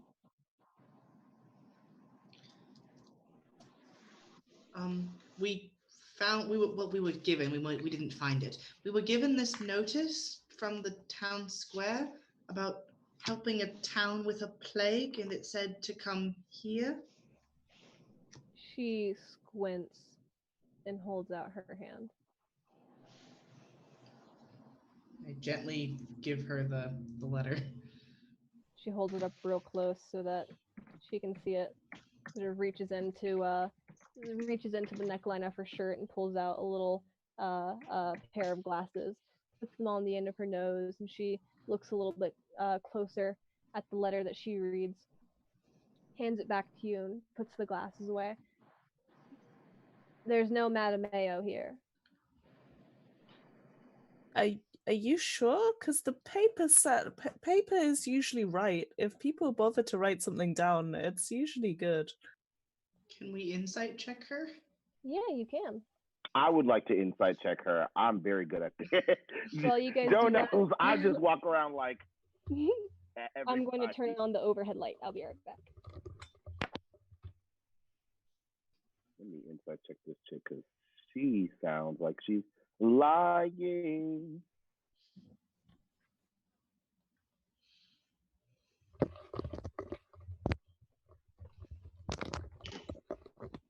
Isn't my insight like +5 or something? The sun Yeah, it is. descended. You look really nice in the light, Joe. All right, what'd you all get for your insight check? 19. 20. Okay. She seems to be telling the truth. She looks genuinely confused. Can Alex come up to this woman and be like, do you know where we could find, if there's anywhere, is his name familiar at all? Do you ever could find anybody with that name? And he's just kind of like, he's not trying to like flirt per se. He's definitely like intrigued. Like he's a little bit. A little bit. So he's, trying to like, You want to make a persuasion check? You don't know sure. I'm not very anything. good at that. He's not very good at it, but I'll give it a whirl. Okay.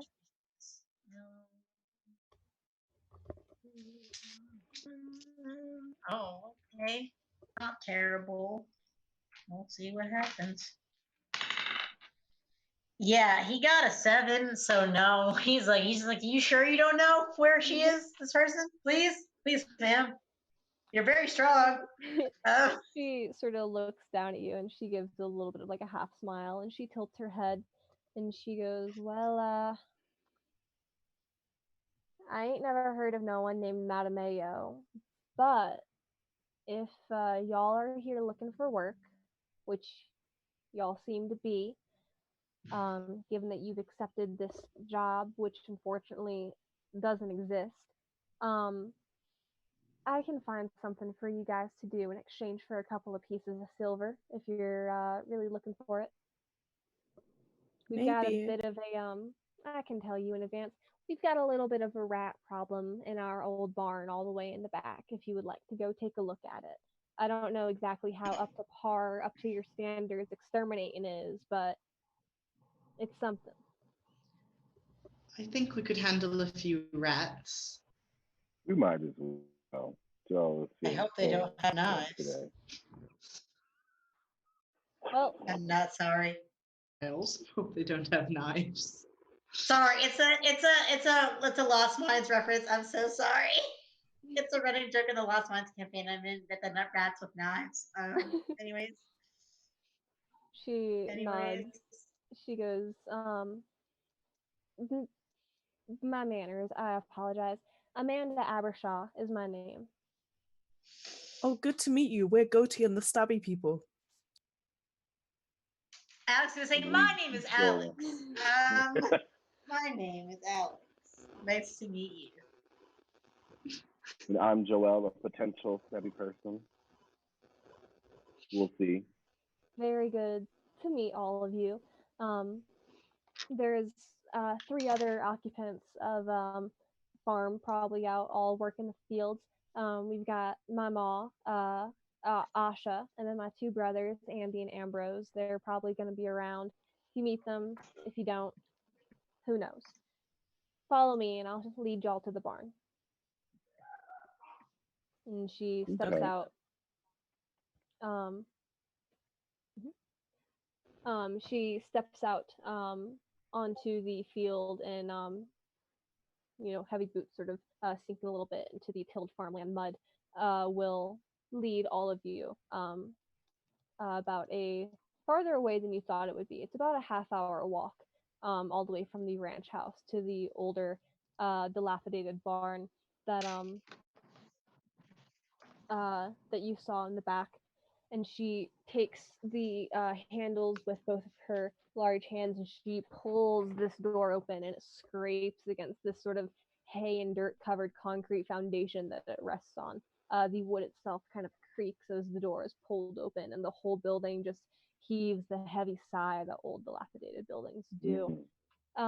You look up into it. It's a very typical red barn, with a big white X on the door. It's got a second floor, which is little more than a loft. It's kind of just a sort of balcony, going across 3 of the walls. Not the one that the door is on. There is a ladder off to the side that leads up into the second floor. And each of the corners there is a huge pile of hay, kind of halfway covered in spider webs, just from lack of use, sort of sat on it. And up at the top of the ladder, you also see this big old ginger tabby cat, it looks like. And Amanda, she pokes her head in, and she looks up at this big old orange cat, and she goes, Ginger, Ginger, you get down from there. She goes over to the ladder and kind of shakes a little bit. And the cat looks up very lazily, and she goes, meow, and flops. You say you had a rat problem? Amanda turns back around. She goes, "Yeah, in the walls. We think that they are sometimes."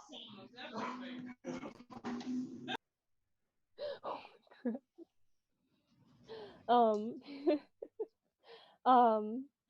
Sorry, that was loud. It threw me off. Turns around and she sort of just gestures in general to the walls of the barn, and she goes, "Yeah, we're pretty sure that they come from the walls. Sometimes they get out and they sort of chew on all of our plants and stuff. We've tracked them back to here, but can't really do anything about them if they're in the walls. So if you guys have any ideas, I'd be more than happy to hear them." Have you tried tempting them out with like cheese or something? Andy said that he tried that not too long ago. I don't really know how well that went for him. Obviously not super well, considering he didn't get rid of them. We might be able to smoke them out. Maybe. At least I can. But if that will work on them. If you think it would work and you have the means to produce it, then by all means go ahead. And Let me kind of think about it. at that moment you hear a distant voice from outside the door of the barn, and way off in the distance you hear kind of a younger male voice. and it goes, Manda, Manda, all the piglets got out again, Manda, and Manda goes, God damn it, I'll be right back, and she leaves the barn, and you four Okay. are left to your own devices. I have an idea. Ayla, tell me again the name of the person the note was from. Madam Mayo? Like Madam Ao? Like Matt, Mattemeo. Madam Ao. Got it. Do you think the rats might be the plague they're talking about? Maybe. I mean, rats are a plague, certainly. Okay, I was just thinking about it.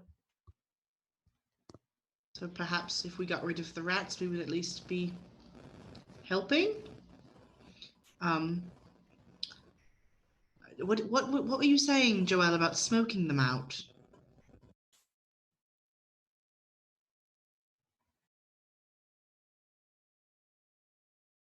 You're mute, Ari. You're muted. See, that's the danger. I muted with the keyboard, and I thought I was smart. I was saying I had an idea as well that we might be able to detect them with fairy fire. See exactly where they are, and maybe even be able to move them around from like inside of the barn by hitting certain areas of the wall, getting them all to one place, and then maybe seeing if we can get them out through a certain hole in the wall, something of that nature. Not sure, but I do know how to operate my sensor, and I do have incense, and the smoke from incense is heavy and it falls.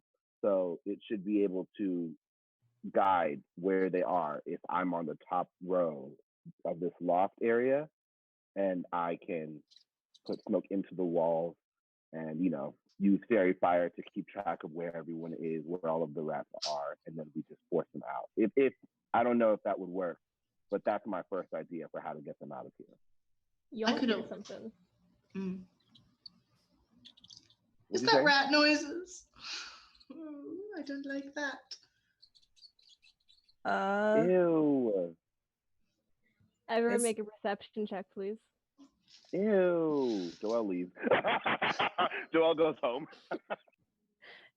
Despite my lack of book schooling, I'm supposed to be good at that. Well. Let's take a look. Wig. I got a Wig. 7. I got 13. Wig. And perception is wisdom. Yeah. So I got a 10, which is still not that good. 11. I got an 18. Ooh. Epic horror moments. One say hello. It's because I have the huge goat ears. He said, I am listening. I am looking. I hear.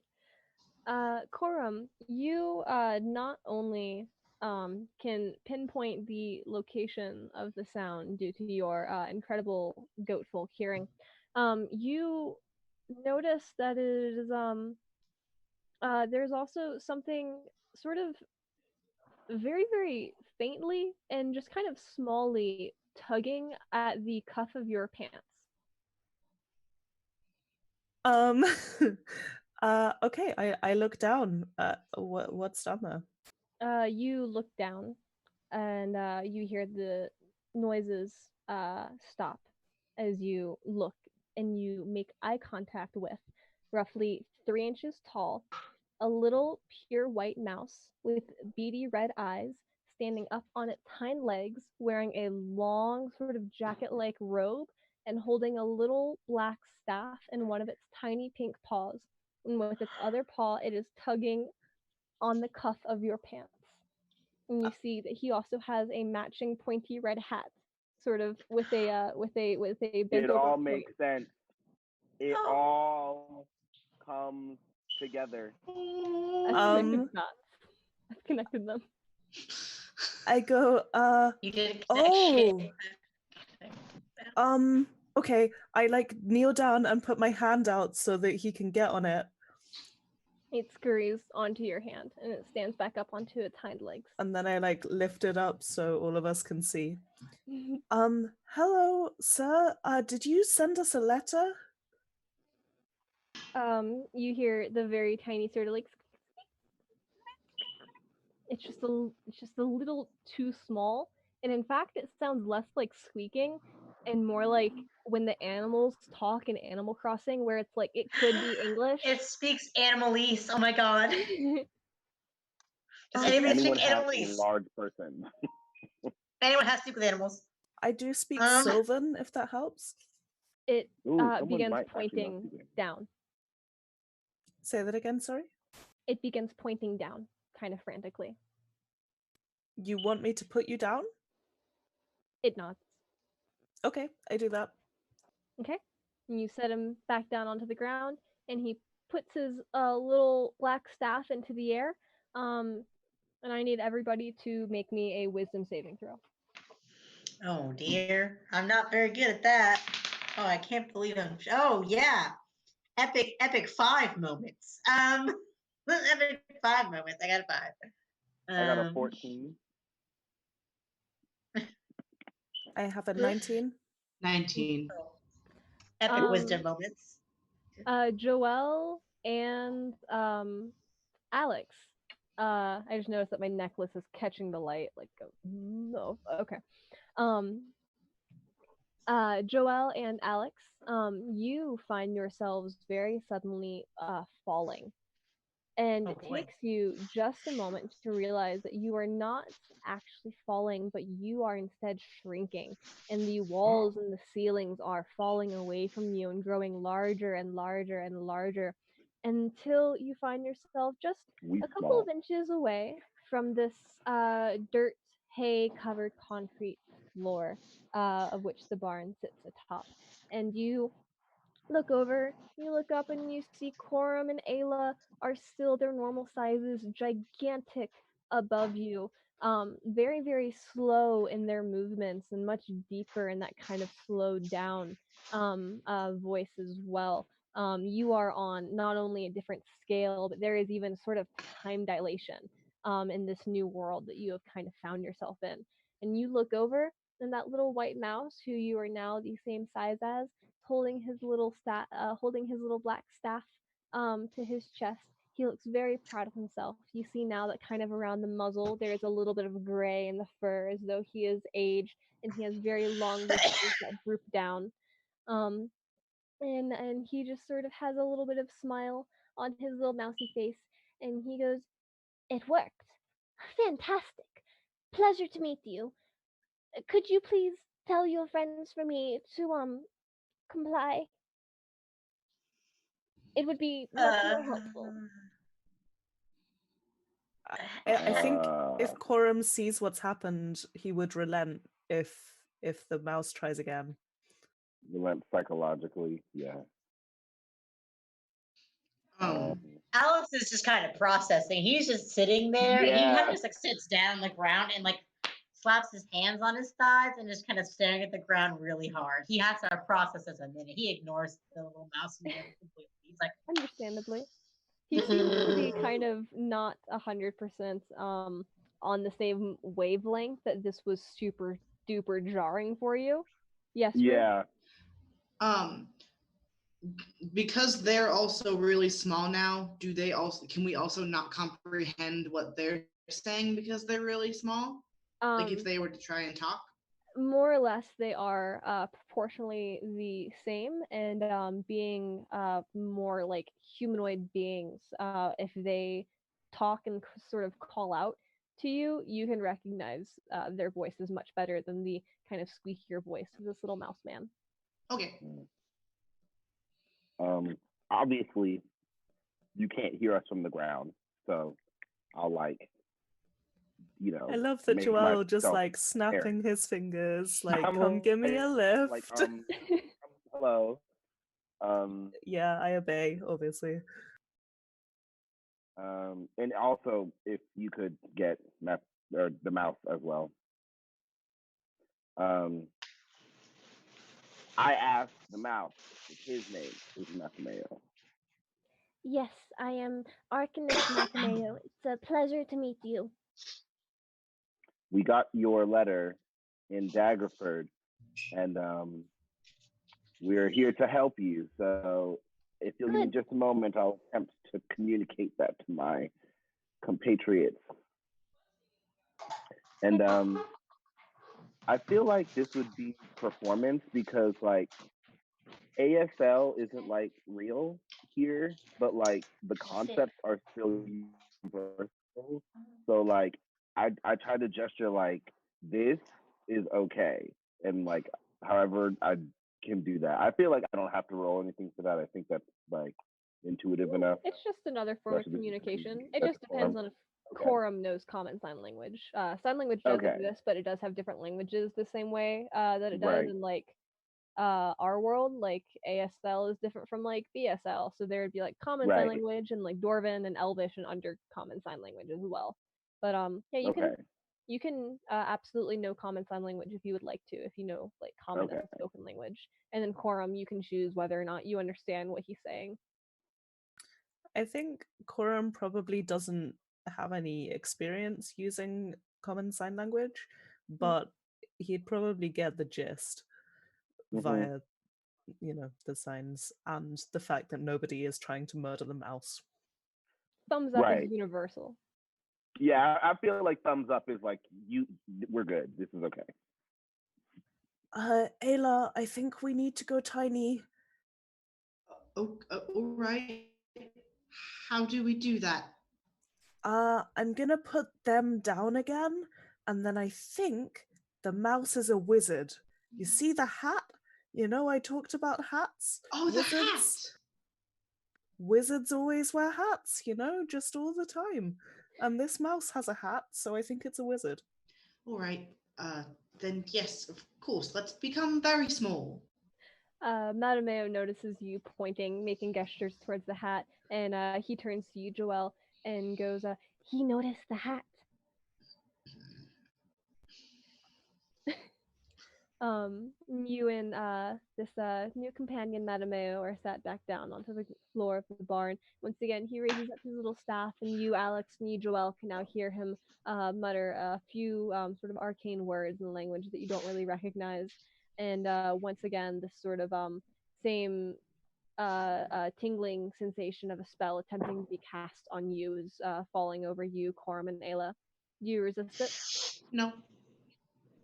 Fantastic. In that case, you go through the same experience as your companions did, falling very, very quickly with less of sort of that vertigo free fall feeling. Your feet remain firmly planted onto the ground as the rest of you is shrunk. You remain, of course, proportional to how you were, so you find that when you walk, you kind of have the same weight that your footsteps fall with. None of your stats have changed. You are just now tiny creatures. And Madame, he gives a little bit of a bow to the two of you as you now enter here as well. And he goes, Arcanist Madameo, thank you so much for responding to our letter. A Oh, that's pleasure. no problem. Please, adventurers, introduce yourself. I would like to have the names of the heroes who will save Ashaw.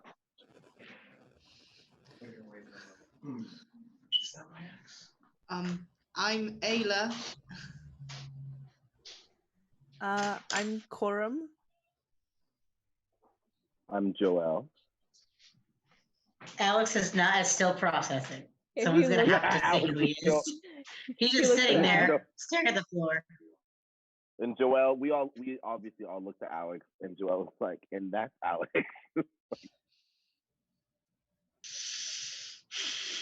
I cannot express my thanks anymore. So if you will then please come with me, I will take you to Ashaw, which is the town that needs saving. Certainly. We're here to help. Follow, follow. And he turns around, gestures, and he walks towards one of the large hay bales that's piled up into the corner. A good 5 feet tall. When you were, normal size, now it is mountainous. It is gigantic. You notice Madameo's kind of very, very nervously looking up as he is scurrying as fast as his tiny little legs can carry him. Um, towards the haystack, and he's using his little black staff as a walking stick. Which now that you're on scale with it, you notice that it isn't a solid staff, but it seems to be sort of a steel wrought kind of thing, very intricate, like a solidified piece of lace, more or less, in its decoration. Oh wow. hmm Um, and he scurries towards the stack of hay, and as you start to register this nervousness on his face, you remember the large cat that was on the second floor. He makes it all the way to the end of the hay bale, and he sort of pushes aside some of the straw, and you see one of the, not the jar itself, but the sort of cloth label that wrapped around it, the one with the bee emblem on it and Abershaw Acres written in white over this blue gingham background. And you notice that most of the letters are in some way faded or tattered or just sort of covered and stained over, so that the only letters remaining read out Ashaw. And he lifts it up, and you realize that there is a soup can laying on its side within this haystack, like a tunnel. And he leads the four of you into the tunnel, and you twist and turn through multiple, maybe a dozen of these interconnected little soup cans um, that lead far enough in that you suddenly think that when the light appears at the end of it, you realize that you are more likely than not on the inside of the barn walls. Not, outside, not in the barn, but in that sort of in between space, which there is usually from your knowledge of barns, like 2 to 5 feet of just insulation here. Um, and as he gets to the end of the tunnel, he pushes aside another sort of gauzy cloth made out of what looks like to be a sort of older silk handkerchief, which has a couple of like moth holes chewed into it. Um, Pushes it aside, and the light that floods the area is incredible, and it lights up a whole town which you imagine could possibly be built into the side of a canyon. You see little ramshackle huts and houses, and they are not built as though it is a normal town when everything is laid out horizontally, but these buildings climb up the walls of the barn, so it is taller than it is long or wide. You would guess that it might be about 2 feet wide, and looking end to end, you are up on this larger platform on this wall, and you can see it goes about 15 feet into one direction and then 15 feet in the other direction, and you see buildings from just side to side, going almost all the way up the entirety of the barn wall. This is a full full town here with houses. You see other mice, all of them wearing their own little pastel clothes similar to the ones that you have in your larger world. Um, you see things that are obviously built to resemble the things that you have in your big towns, but just on a smaller scale. Very, very similar in shape. You see other things that are apparently scavenged from the larger world. You see there is a little lumberjack resembling mouse, and he has a sack full of unburnt matchsticks that he is carrying on his back as he trundles along this little thoroughfare of just sort of this sandy dirt is completely filled, bustling with these mice who are walking either on all fours or on their hind legs, going back and forth, just going amongst their daily lives the same kind of way that people do. Nadameo, he has a little bit of a smile on his face as he gestures towards all of it. You see larger things in the town. There is a sort of clock tower that is pushed up against the wall. You see what looks like a very, very interesting sort of flatter pyramid shape that is covered with a white cloth off to another end. You see what looks to be a suitcase, kind of a just full suitcase pressed against one of the walls. All sorts of things that have just been scavenged here. It's very scavenger punk-esque, a little bit Mad Maxy, except just whimsical and cottagey, and very very Beatrix Potter, English countryside vibes. Um, Madameo, he gestures towards it, and he sort of glances up towards the ceiling as well. And you can see that suspended from the ceiling on the inside of these walls, there is a smaller chandelier that fits into here. It has 12 candles in it, and you see that all 11 of them are currently lit. And he looks up and he goes, very good, not midday quite yet. You'll have plenty of time to meet Dawn, our oracle. Um, horrible, horrible, awful news. Our seer, she has seen the future of Ashaw. She has predicted ill omens. She has predicted 5 portents that are going to come to pass. 2 of which already have ill water. We have a plague going amongst our people. And the next things she has predicted for us include a war, a famine, and a flood. And if you could help us, that would be very, very fantastic. We would want nothing, nothing more than to continue living here. And that's where we're going to end it for this week. That was fantastic. Thank you. That was brilliant, Joe. And we are going to take these last couple of minutes real quick to do our outros. If you would all please sort of remind us, who you are, your character's name as well, and then wherever we can find you and whatever cool stuff that you may be getting up to in these next 2 weeks before we meet our audience again on the 20th. Not next week, but the week after. Every 2 weeks we'll be playing. So we'll see you guys next time on March 20th. So once again, oh God, I have to go first. Jesus Lord. I am Joe. You can find me at Sleepless Seymour on Twitter with only 2 S's in the middle. The cat in charge, pretty much on any other platform. Nobody is allowed to know my Tumblr because it's full of regret. I'm a cosplayer. I'm a writer. I'm a dungeon master. This is my first time DMing for a stream. You can catch me on a couple of podcasts which have a couple of podcasts which haven't exactly come to uh, uh, uh, you know public knowledge yet, but I really really like D&D and I love doing stuff like this. And also, before we go on to the players, I would also like to shout out 2 very important people. Actually, 3 very very important people who contribute to this campaign being available. The first of which is Nova, Gift Nova Gaming on Twitter, who is our producer for the stream. We could not be able to do this without her because God knows I have no technical knowledge whatsoever. I would also like to shout out Ambrose at My Big Mood on Twitter.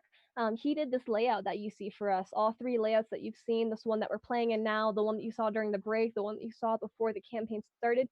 He made all of those, and he did a super duper good job at it as well.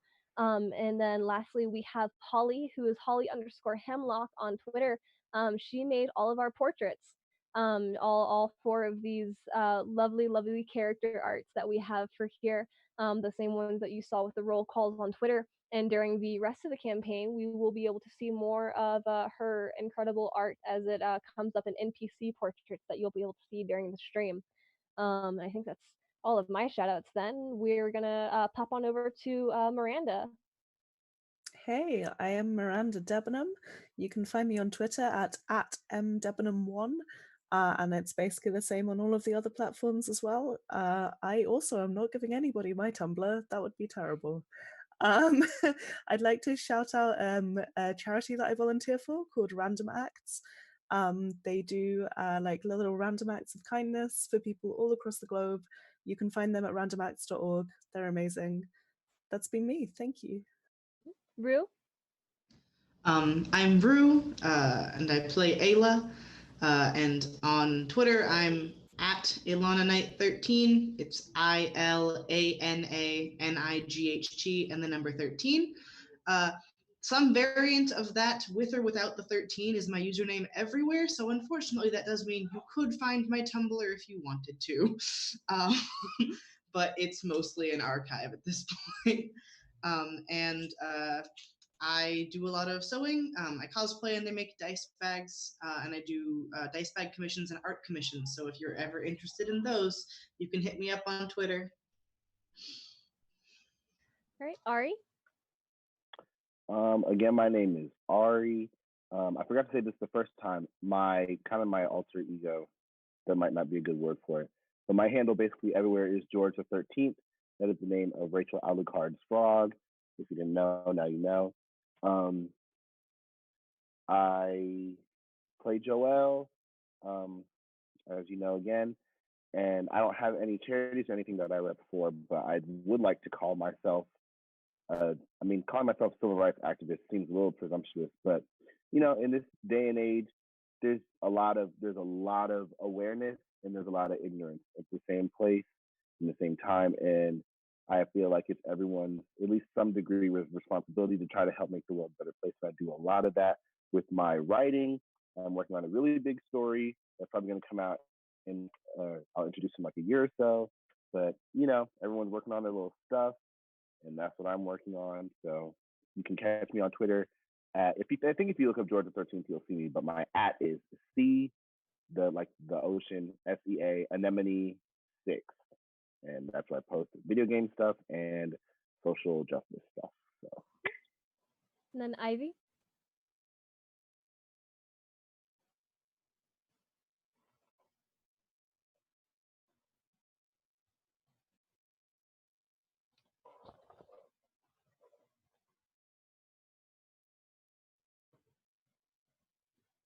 Your thing?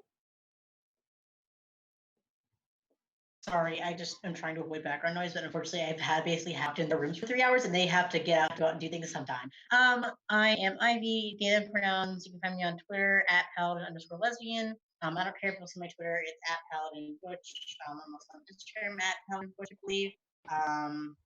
I do this. I am also on the currently on hiatus Lost Minds of Phandelver campaign.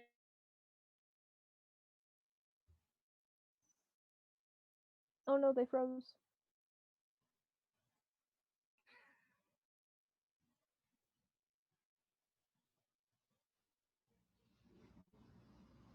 Ivy, come back. Lost Minds Someone of cast Phandelver Scorching Ray. campaign. I hate living me alive. Yeah. Lost Minds campaign that's on hiatus right now. I think. It'll happen again eventually. I don't know when.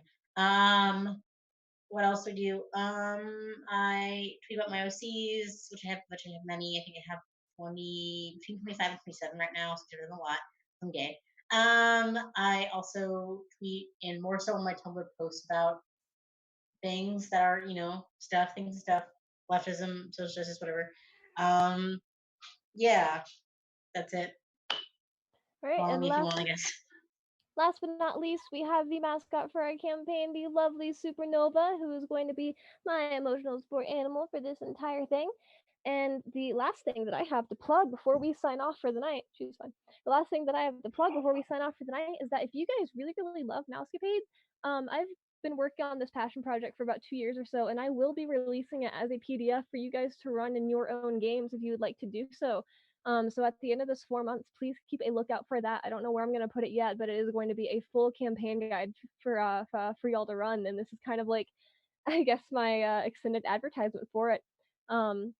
And as we are a couple of minutes over time now, I'm not going to delay any further. I'm just going to say bye, guys, and we'll see you on March 20th. I'm super excited. Thank you for joining us. Have a good night. Bye, guys.